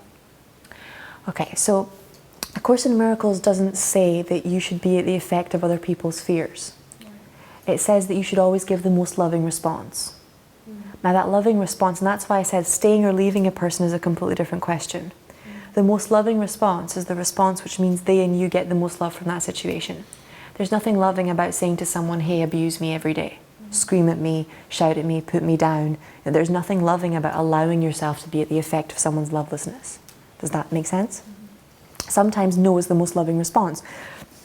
If a little kid walks up to me and says, Mummy, can I put my hand on the stove? The answer is no, darling, you cannot put your hand on the stove. Right? No matter how many times, the answer is no, you cannot put your hand on the stove. And it's the same thing if someone walks up to you and says, hey, can I rape you? The answer is no. You cannot rape me. It's that, but it's learning to say no without being triggered, without moving into lovelessness yourself. Does that make sense? Yeah. Because the reason we say no with anger is because we're afraid that we're not going to have what it takes to stand our ground. When anger starts to melt away inside you, and I remember being absolutely terrified about this because I'm Brazilian and Brazilians are very passionate. I was born in Brazil, I was raised in Scotland. We're very passionate people, and there's been a lot of anger in my house growing up. There's been a lot of passion, there's been a lot of fire. And I was worried that if I let my anger go, I wouldn't have motivation anymore, and I wouldn't know how to stand up for myself or people anymore. And I would lose my integrity, because sometimes anger is what gives us that break from denial. It's a state break. Does that make sense? You get angry enough and you actually go, something's wrong. Something actually needs to be addressed here. That's why the ego doesn't like you having a nervous breakdown. That's why so many people in the spiritual community have a spiritual awakening after having gone through some sort of mental illness, or through some sort of physical problem, or through some financial loss. Because that moment you actually go, there is something wrong. The denial ends. Because there is something wrong. You are actually insane in that moment. Does that make sense? Until you recognize your insanity in that moment, there is no remedy, there is no salvation, because no one's going to take your free will away from you. Does that make sense to everybody? So when you're asking about a sociopath, when the anger started to melt in me, what started to replace it was integrity. And integrity is the ability to exactly be like that with a child. No, darling, you can't touch the stove 1,000 times without being like, no, you can't touch the effing stove. Does that make sense? It's you have the courage of your convictions. Yeah. Sorry. But it's what happens. When we lack integrity, when we lack patience, we use a kind of emotional violence to shame people into submission. Does that make sense? And anger and the ego would have us believe that we need that we need fear to control people, that we need people on that leash to get them to do what they need to do. But you teach what you demonstrate. In the third book, the Teacher's Manual, it goes into the questions that are most asked and answered by students and teachers. And it says in A Course in Miracles that to teach is to demonstrate, and that whether or not you are going to teach is not the question, because you don't have any choice about that. You're teaching every day whether you want to or not. You know, every minute, every moment, all you can choose is what you teach. And you teach what you demonstrate, not what you think you're teaching, not what you say you're teaching, what you are demonstrating. Okay? So we grow in our ability to demonstrate love. So in that moment where you're faced with someone who is, like you said, a sociopath, in that moment, you, instead of going into a panic, instead of going into lovelessness, instead of going, what the hell is wrong with that person? You quiet your intellect, you turn within, you pray for their happiness, you ask that their suffering be ended. You ask for a miracle. You ask that everything that they need, every person, every book, every bit of information, everything they need to end their suffering, to break their denial, be brought into that space. And you ask what God would have you do. You ask what the Holy Spirit would have you say. You ask what it would have you do and to whom. And after that, you let go. I have people asking me all the time, when do I let a relationship go? When do I let a friendship go? When do I let my partner go? And I say, every morning. Okay, nobody likes to feel like they're chained. Nobody likes to feel like they're controlled. Every day, hand your relationships over to the care of the Holy Spirit, to the care of that divine physician, because it can take better care of that stuff than you can. The biggest areas that I get trouble with are physical health, relationships, and money. That's one of the biggest areas people don't surrender stuff to God, and it's like, oh my God, you know, that's £100,000, that's £1,000,000, I can't give that to God. I'm like, that's a large amount of money. You put it right in God's hands and you keep it there, because otherwise it's going to be in the hands of fear and bad things are going to happen to it. Does that make sense? That's why so many people, when they win the lottery, it's gone within less than a couple of years. Because instead of quieting their intellect, turning within and asking, not only how can this be of service, but how can this even just take care of me and my family, it goes through the fear mind. Does that make sense? And the fear mind says it wants you to make money, it wants you to keep the money, but really it will get you to do every single behavior possible to get you to lose the money as quickly as possible. Right? And that's what you have to watch out for. If you don't know that that force is working, then you can't be present in your stillness towards it. The lighter, the stronger your light becomes, the more your patience develops, the more your mercy develops, the more your integrity develops, the more your patience develops, the more the ego melts away, because it's darkness. And the stronger your light is, the smaller the darkness becomes. So the less it happens. And that's what we were saying about the splits. It's like in the beginning, I might be saying, you know something?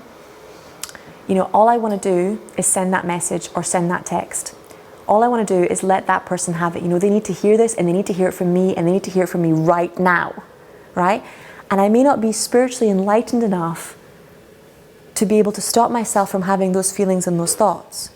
I may be only enlightened enough to know that those thoughts are not going to be good. They're not going to bring me any sort of peace, and they're not going to bring that person any sort of peace, and they're only going to cause a lot of pain. So I bite my tongue and I breathe.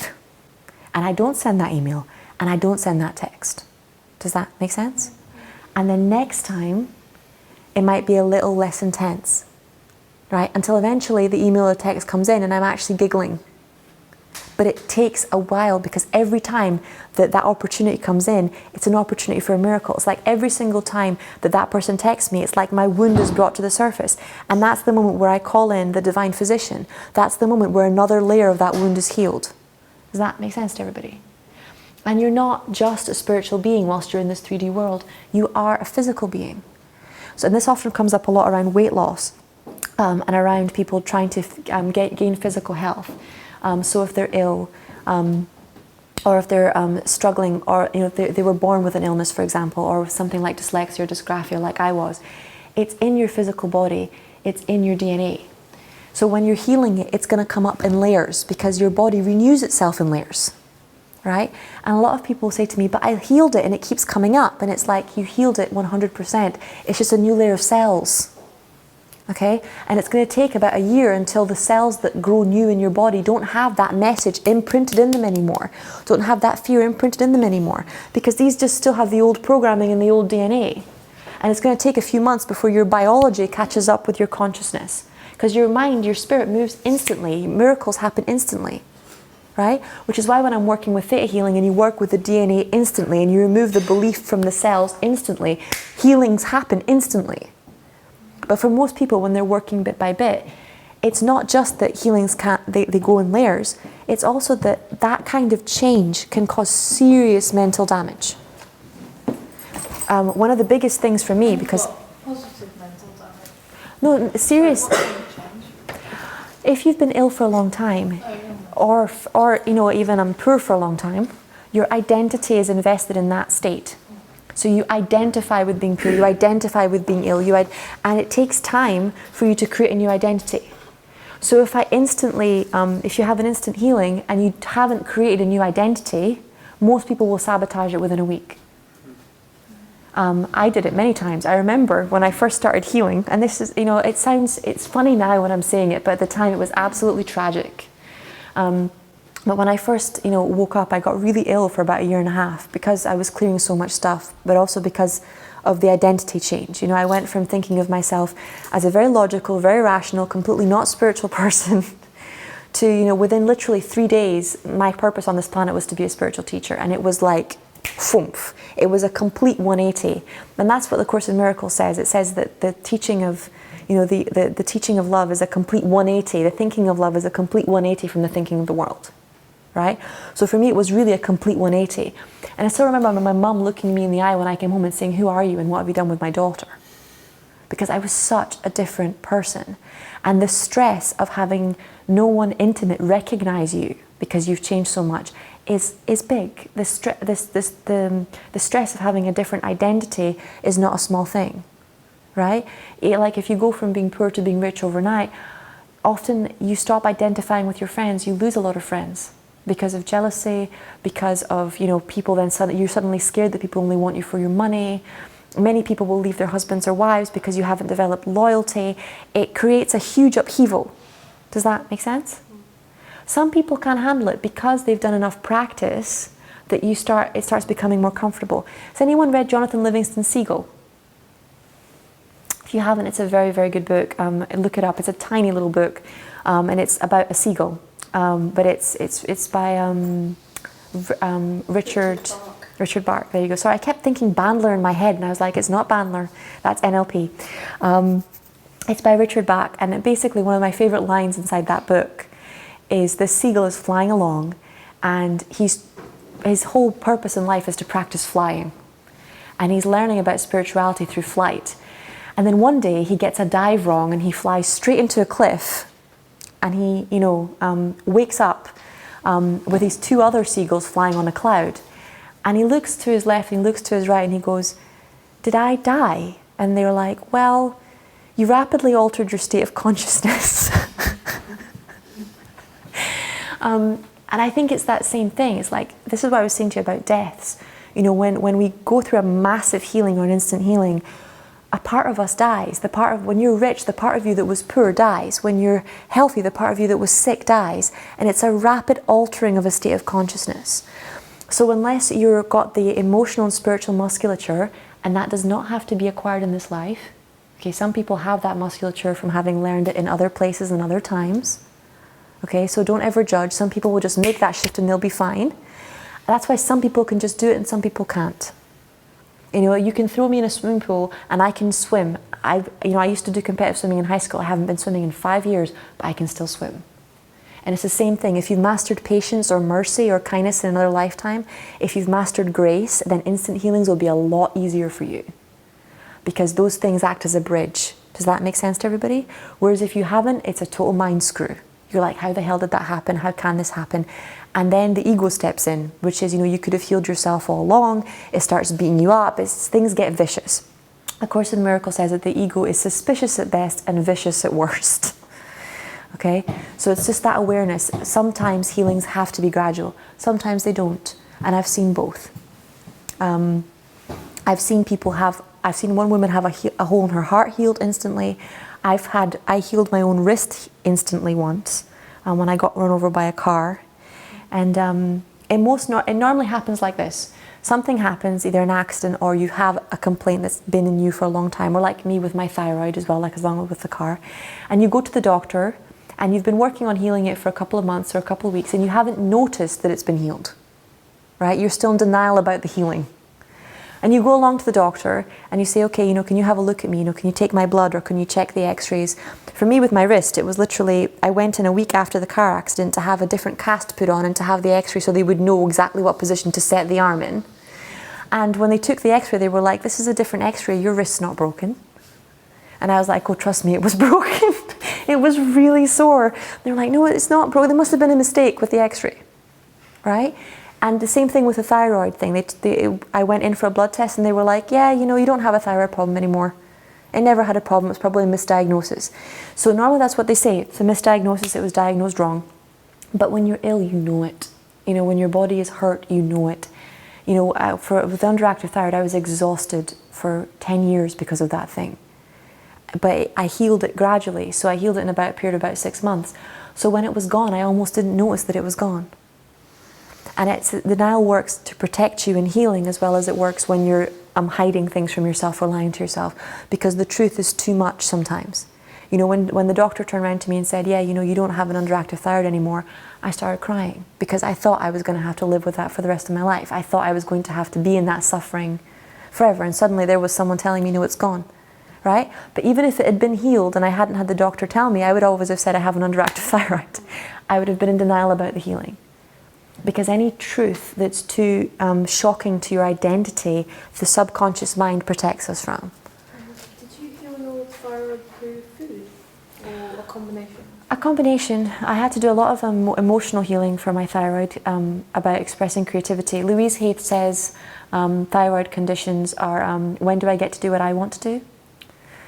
So it's normally you live a life which is all about other people.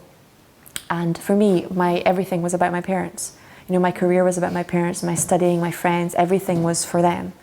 And when I shifted that, when I started doing things for me, and I changed my diet, because that was the other thing, when I was little, my mum, it was funny because my mum told me, I used to throw up milk. She used to try and give me milk, like cow's milk, and I used to throw it up. And they basically just kept feeding it to me.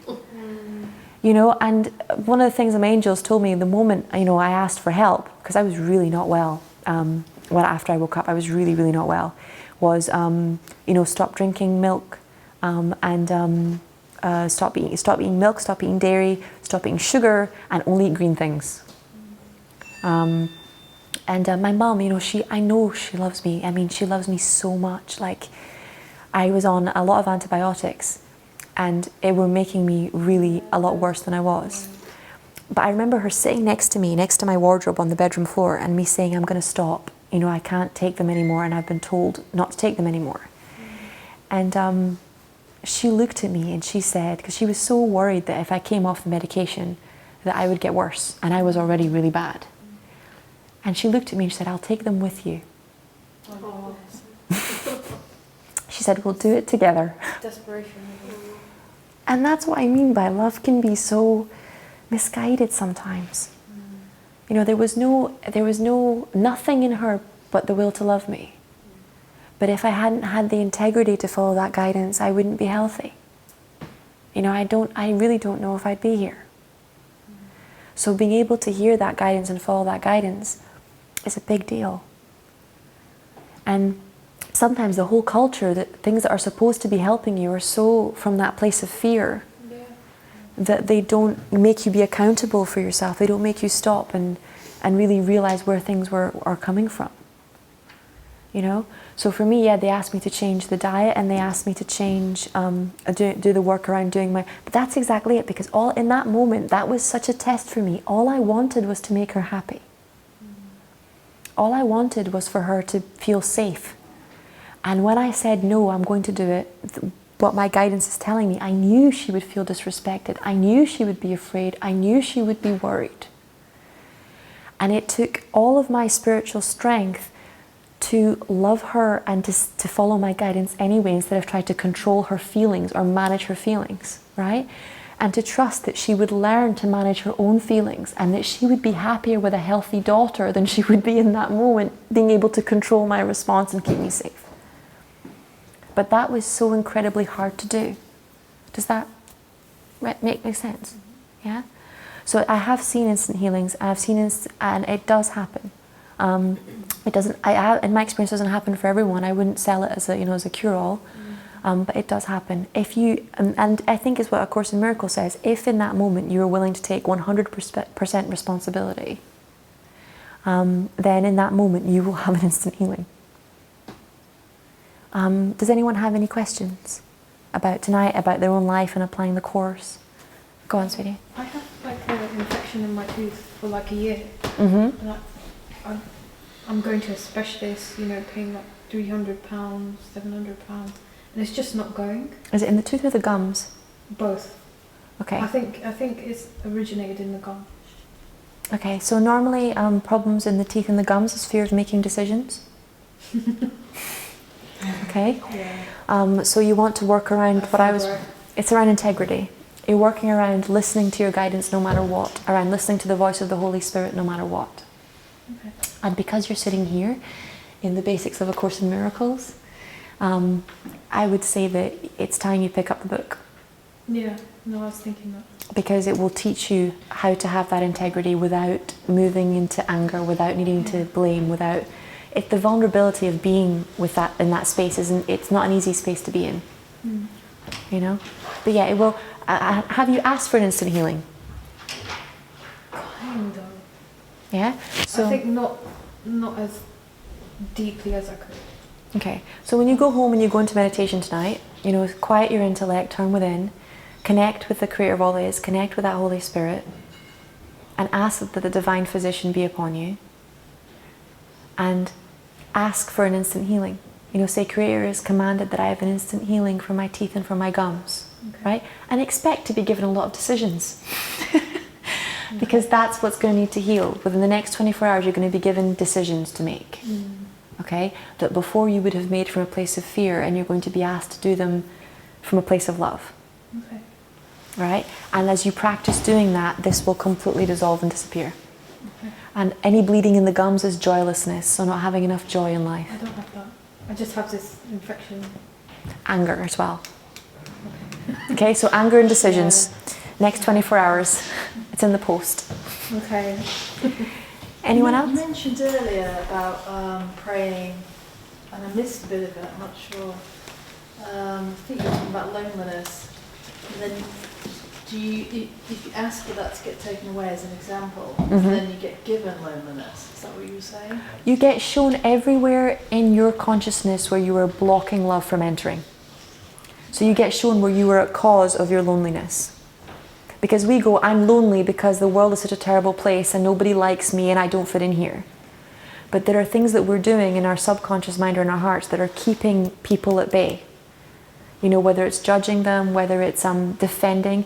When we're young, the predominant system in humanity is a fear system. So it becomes more natural to judge, it becomes more natural to defend, it becomes more natural to attack than it becomes to be loving. So we literally forget how to do that. That's why, it says, in the Course in Miracles, it says your job is not to seek for love, your job is to simply remove all obstacles to love's coming. But the ego says, I'm lonely because this world is fucked up. It doesn't say, okay, yeah, the world may be pretty screwed up, but you're lonely because your heart's closed. And someday, because of someone, at some point, you stop trusting other people, you stop trusting yourself. And then it will show you where it is that you've stopped allowing people in. And in that moment, if you say, okay, I'm willing to hand this over, I'm willing, that's why Louise Hay always says, I'm willing to change. It comes from A Course in Miracles. It comes from your willingness is everything. And this is what we're talking about, your free will. When the Course in Miracles talks about willingness, it's not talking about you being like, oh, I wish this might happen. I wish I could be healthy. I wish I could be good. It's talking about using your free will. You're willing it to happen. Does that make sense? So when you ask for it to be removed, you'll be shown where it is that your will is currently not in alignment with divine will, with your real will. Because your real will is to be happy, your real will is to be at peace, your real will is to feel connected with other people. No one wants to be lonely, no one wants to be ill, no one wants to suffer. Not consciously, none of us do those things on purpose. It's the lack of light in that space, it's the lovelessness in that space. You know, that's why it's no use walking up to somebody and saying, you should have figured this out by now. You know, that's more lovelessness masquerading as love. Does that answer your question? Anyone else? I know it sounds funny, but I didn't know anything about this subject before I literally came here tonight. I just came up because I got an email and I thought, yeah, you know. How come? What's the scope of the Course in Miracles? I know it's an odd question, but I'm basically saying, what is it that you believe people can gain from it? In a more general sense, because you've spoken about a lot of very specific things. I think the purpose of A Course in Miracles is happiness. Not superficial happiness, but real happiness. And that's what it says, you know, the more you become metaphysically advanced, the concepts don't become more advanced, they're simple. You know, in fact, Course in Miracles says complexity is of the ego. We all want to experience love, and for humans, the word we use when we're experiencing love is I'm happy. You know, I feel good, it feels whole, I'm in the flow. I've had some issues with drinking, not where I ended up on the street, Yeah. but just sort of like, you know, the desire. And I've been reading a lot of books about some kind of way you form a relationship with a thing in place of not getting enough of it in your life. Yep. And I guess this would have some relevance to that. My experience with my own addictions, because my addictions, I don't have anything to do with alcohol, but I do like to control people. And I'm powerless over my inability to control people sometimes, hands up. I'm totally powerless. And my experience with addictions has been with sugar, has been with gluten, has been with dairy. Sugar is a bitch. I have the same. It is. I literally had a diabetic in here the other day who is literally about to have his foot amputated because he cannot stop. And my experience is that all addiction comes from that lovelessness. And it comes from very low self-esteem. But this is not A Course in Miracles. This is me as a spiritual teacher here. My experience is that whatever, exactly what you're saying, whatever you are addicted to, it has a consciousness and it has a voice. Okay? So if I was working with someone who was addicted to marijuana, I'd ask them to have a conversation with marijuana. If I was working with someone who was addicted to alcohol, I'd ask them to have a conversation with alcohol. You know, for me, I had that conversation with sugar and with control. Because clarity, it's like what you're saying, it saves you having to have those things show up in an inconvenient way to break your denial. If you're open, if you say, okay, you know something, I'm going to take a deep breath and I'm going to be with the truth, you know, of what it is that I think can't be resolved. What am I numbing with this? Because, you know, resistance can be a good tactic, but it's not helpful. I mean, it's not satisfying. There's nothing.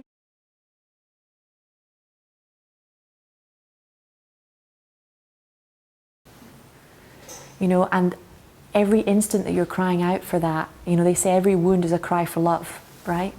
Every instant that your soul is crying out for love, the universe is responding. It's just whether or not we choose to answer that call. Because that call normally means, I'll give you an example with my own life, with my health. You know, when I prayed to God and I said, dear God, please make me healthy. I am 14 years old and I am sick. If I keep going this way, I am going to not make it to my 20s, never mind my 30s, right? I need help. I expected, you know, that God was going to come in and he was going to, you know, if you think about, if we use a house as a metaphor for my health, okay? I thought God was going to come in and paint the windows and doors. I thought he might, you know, sort of give me a new bathroom or something. I didn't realize my whole house was going to be gone. You know, I didn't realize all of my beliefs about health were going to be completely destroyed. And something new was going to be built in its place. So, and I didn't realize, I didn't know myself that well. You know, so much of my pride hinged on me knowing who I was and me knowing myself. And then suddenly this energy came along and pretty much put me on my knees and said, you don't know anything. You know, you don't know who you are, you don't know what you're doing, you don't know what you want. You're just living from that self with a small s and thinking you're living from the self with a big S. But in Alcoholics Anonymous, they say you can either save face or save ass. I only went once, yeah, interesting. It's just the commitment. My biggest, like for me with codependency, it took me a year to get over the denial of admitting that I was a codependent. And then it took me 3 years, and I worked the CODA steps mostly up in Aberdeen, and now I do most of my meetings online. It's really good that way. Nowadays you can pretty much do them anywhere, wherever you are. It's that insane. But my ego tried to use the meetings. So, you know, how does the ego sabotage your recovery from an addiction? So for example, for me with CODA, I would pick a meeting that was at the other side of town. I would arrive late. I would leave late. I wouldn't make time to speak to anybody there. Whilst everyone at the meeting was talking, I was judging what they were saying instead of being compassionate. And then at the end, I was telling myself that I wasn't as bad as everyone else there was. You know, that they were sicker than I was. And I didn't really need to be there. And that I was crazy for having come to that meeting in the first place. And it was actually a friend of mine. She shall remain anonymous. She's really, really lovely, and she lives up in Aberdeen. But she's been a codependent her whole life. And she never went into treatment. Because I think more people go into treatment for alcoholism than they do for codependency. And she's 76 years old.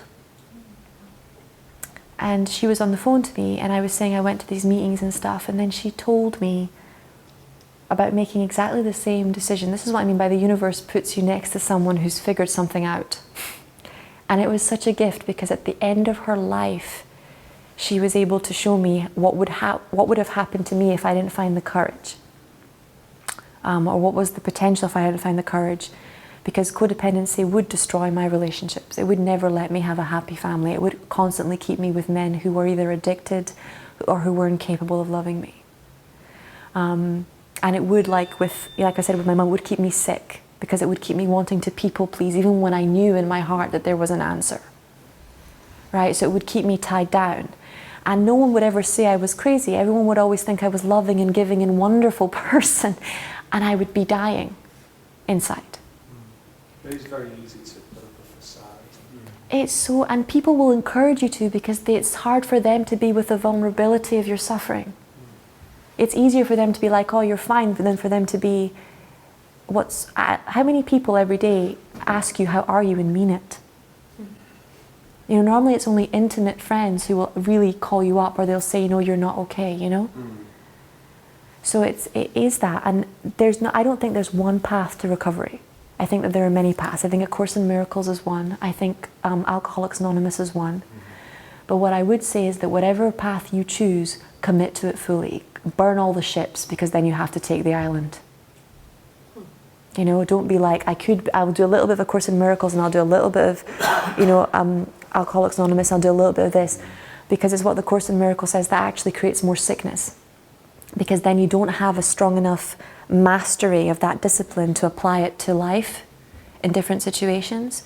So the situation comes up, and then your ego will just use it to make you feel isolated and spiritually superior or morally superior. Yeah.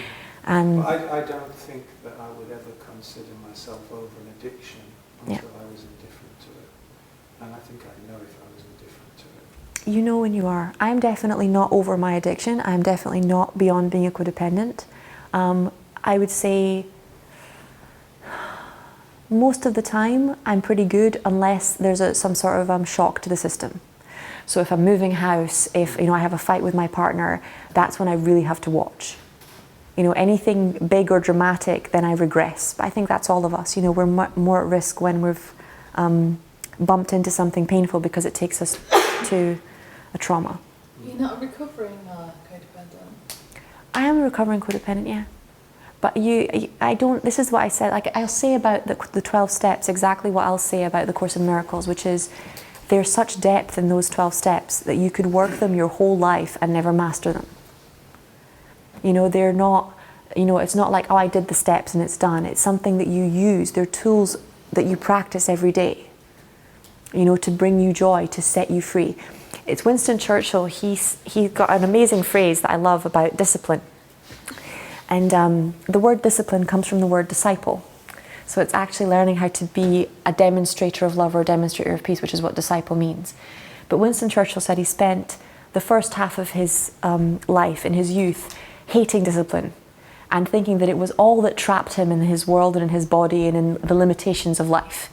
And the second half of his life, he realized that discipline was freedom and that it completely broke all the chains that bound him. And I think for me, with my addiction, that has been my greatest nemesis, is my belief that that I know better.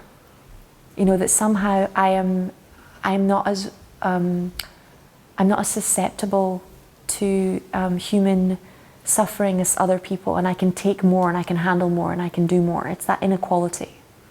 You know, and it's, my ego loves to play with me. You know, some days I feel inferior, some days I feel superior, but it's a rare day when I feel equal without actually having to do my prayer in the morning and ask for feeling equal to other human beings. You know, normally it's easier to get to me by making me feel inferior. You know, you're not pretty enough, you're not smart enough, you know, you don't have enough money. So it'll start that way, but then by the end of the day, it'll have me thinking I'm smarter than other people, and why did that person say that, and that person wrote this thing on Facebook. So it's an insidious, sly little thing.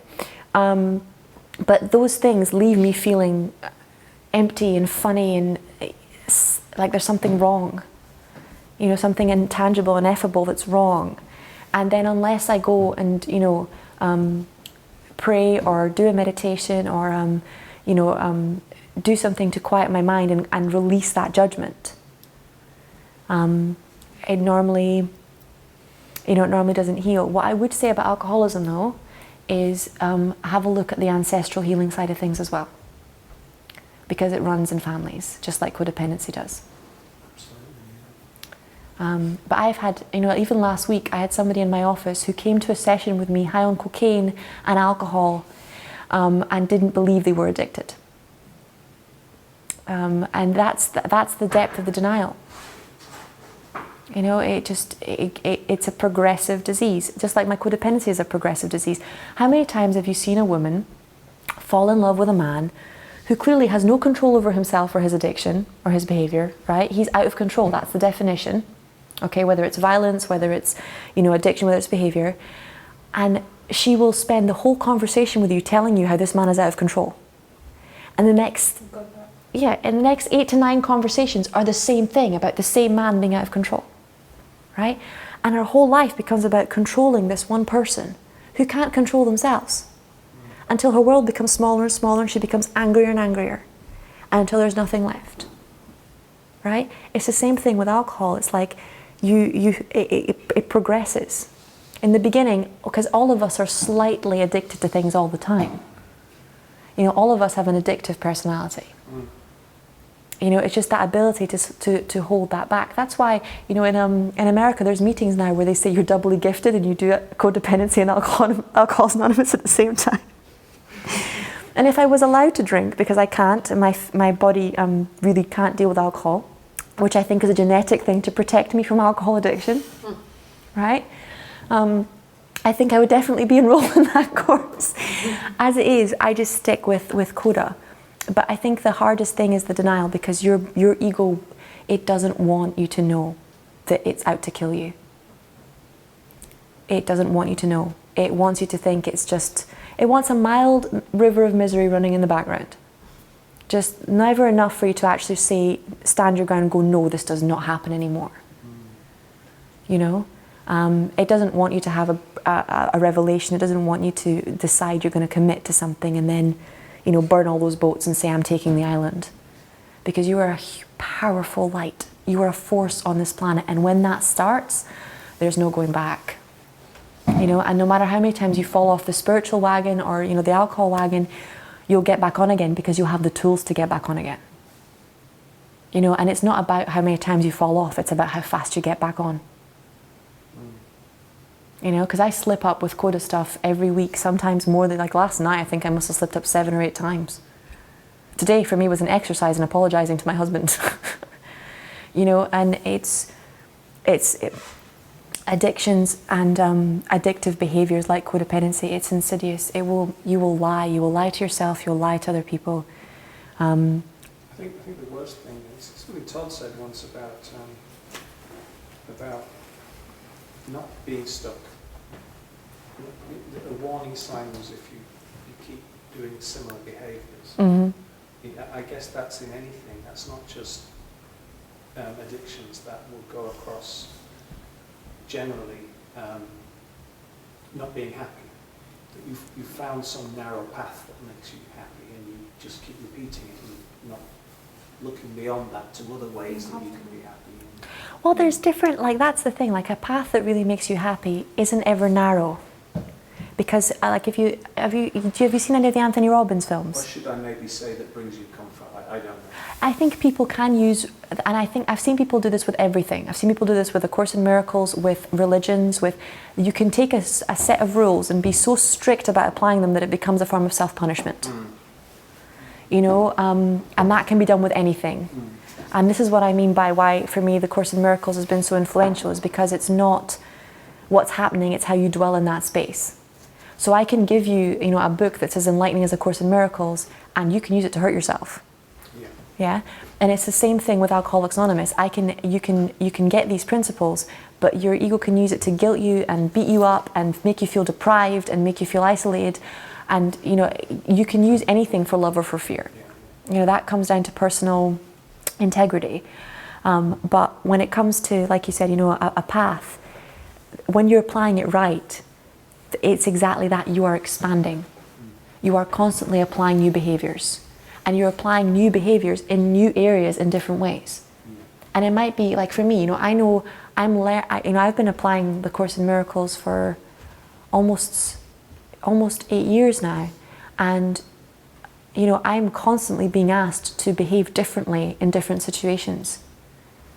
You know, and I think that when you first start applying a set of rules, you do have to, it's like when you first start working out at the gym.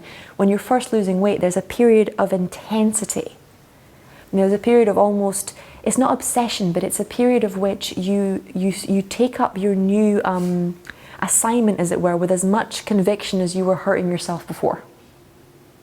Right? So there's a period of almost, Anthony Robbins would call it immersion. You know, where you really just let go until you master that thing, until it becomes a behavior you can always refer back to. And then there's a period of almost rest. And then life starts bringing you challenges again, and then you start using, it's the practice. You know, once you know all the lessons of A Course in Miracles, it's the practice. You know, there's 365 lessons. That's an infinite number of lessons to apply, and an infinite number of possibilities to apply them with. Oh, please don't break. And you know, you're never going to get bored. You know, you're never going to get it done. It's going to be constantly expanding, constantly growing, and constantly challenging, if you're open to it. Right? But that's not just The Course in Miracles, that's life. And that's even in my relationship, like me realizing that every morning when I wake up next to a different person. That's why you don't really need more than one person. You can have more than one person, but you don't need it, because every morning I wake up next to Todd, it's not the same man. You know, same body, different being. But if I carry all of our yesterdays into today, then why the hell should he want to be with me? Because I'm refusing to be with who he is, and I'm constantly trying to be with who he was. And that's why long-term relationships suffer and decay so much, because who wants to be with someone who remembers how you humiliated yourself back in, you know, 1991? You know, who can't see you with fresh eyes in the morning.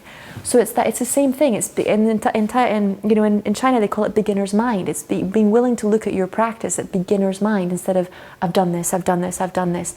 Because that's a form of intellectual superiority. It's boredom. You know, you see kids in cars and like, I'm bored, I'm bored, I'm bored. It's like, seriously? You have your whole mind and you're bored? But to them, it's like, you know, it's not good enough. Everything's to blame for me being bored. And that, I think that's part of, I would really say that with any problem, not just addiction, contempt, you know, has anyone here read John Gottman? That's such a good quote. You've got your whole mind and you're bored. Said that to many a child I was nannying for. You've got your whole mind. But yeah, you really start to realize how much, you know, I live in this, look at this space. This is a beautiful space. I have light machines, you know, full of, you know, infinite experiences, psychedelic experiences, trance experiences, the most amazing mandalas and shapes and colors. I have beautiful gongs. I have, you know, a healing center. I'm 28 years old. I am really blessed. But I'm not going to lie to you and say I haven't cried on that bathroom floor. Because the ego mind's capable of turning amazing things into nothing. Does that make sense? You know, and that's what it would do, you know, it would, and this is why I meant by it's an insidious disease, because if I am ungrateful every day, if I treat my, you know, my space and my partner with contempt, if I wander around with that attitude, then I'm not going to have this space for very much longer. I think people, they get used to things that they got so quickly. I mean, you mentioned lucid dreams. I had a lucid dream, I had a few. But now it's almost like I didn't have them. Do you know what I mean? I do. You know, I'd almost feel silly talking about them. Because that was yesterday or the day before or last year or something like that. Yeah. And it's the same with a lot of things. You kind of get used to them so quickly. You don't always practice gratefulness for those things. You don't appreciate them. We live in a culture that's very not it's very out of touch, and I say that literally out of touch. And what I'm picking up when I tune into you is that you're an incredibly creative person, like incredibly creative. And creativity, when it's, have you read any Brené Brown? Who? Brené Brown? No. She does talks on vulnerability. She does some amazing TED Talks on YouTube. You can go and have a look. But she talks about how creativity that's unused festers in the body, you know, and creates wounds, and how we all have creativity wounds. And normally people who are very creative, writers, artists, they have a tendency towards addiction and alcoholism. Yeah, I've noticed that. Writers especially. Sorry, because again they have a tendency towards Addiction or alcoholism. And the reason is, well, it can even be food, you know, it can be sugar, but it's because the creativity wounds are often not even of this lifetime. Many people have been killed for their art or for speaking out or for their music or for different things.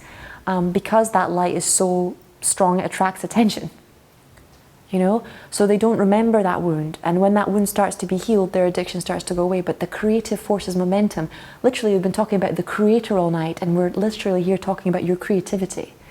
So you can't have a wound with the creator and it not affect your creativity. Because it's your ability to express love. God means love, that's it. You know? So it's exactly what you're saying. We're not creative. So creating is not just about, you know, getting awards or making money or whatever. It's about sitting down and drawing something. You know, it's about, you know, taking the time to make a scrapbook of your experiences, taking the time to write in a journal, taking the time to make physical contact with your memory experiences.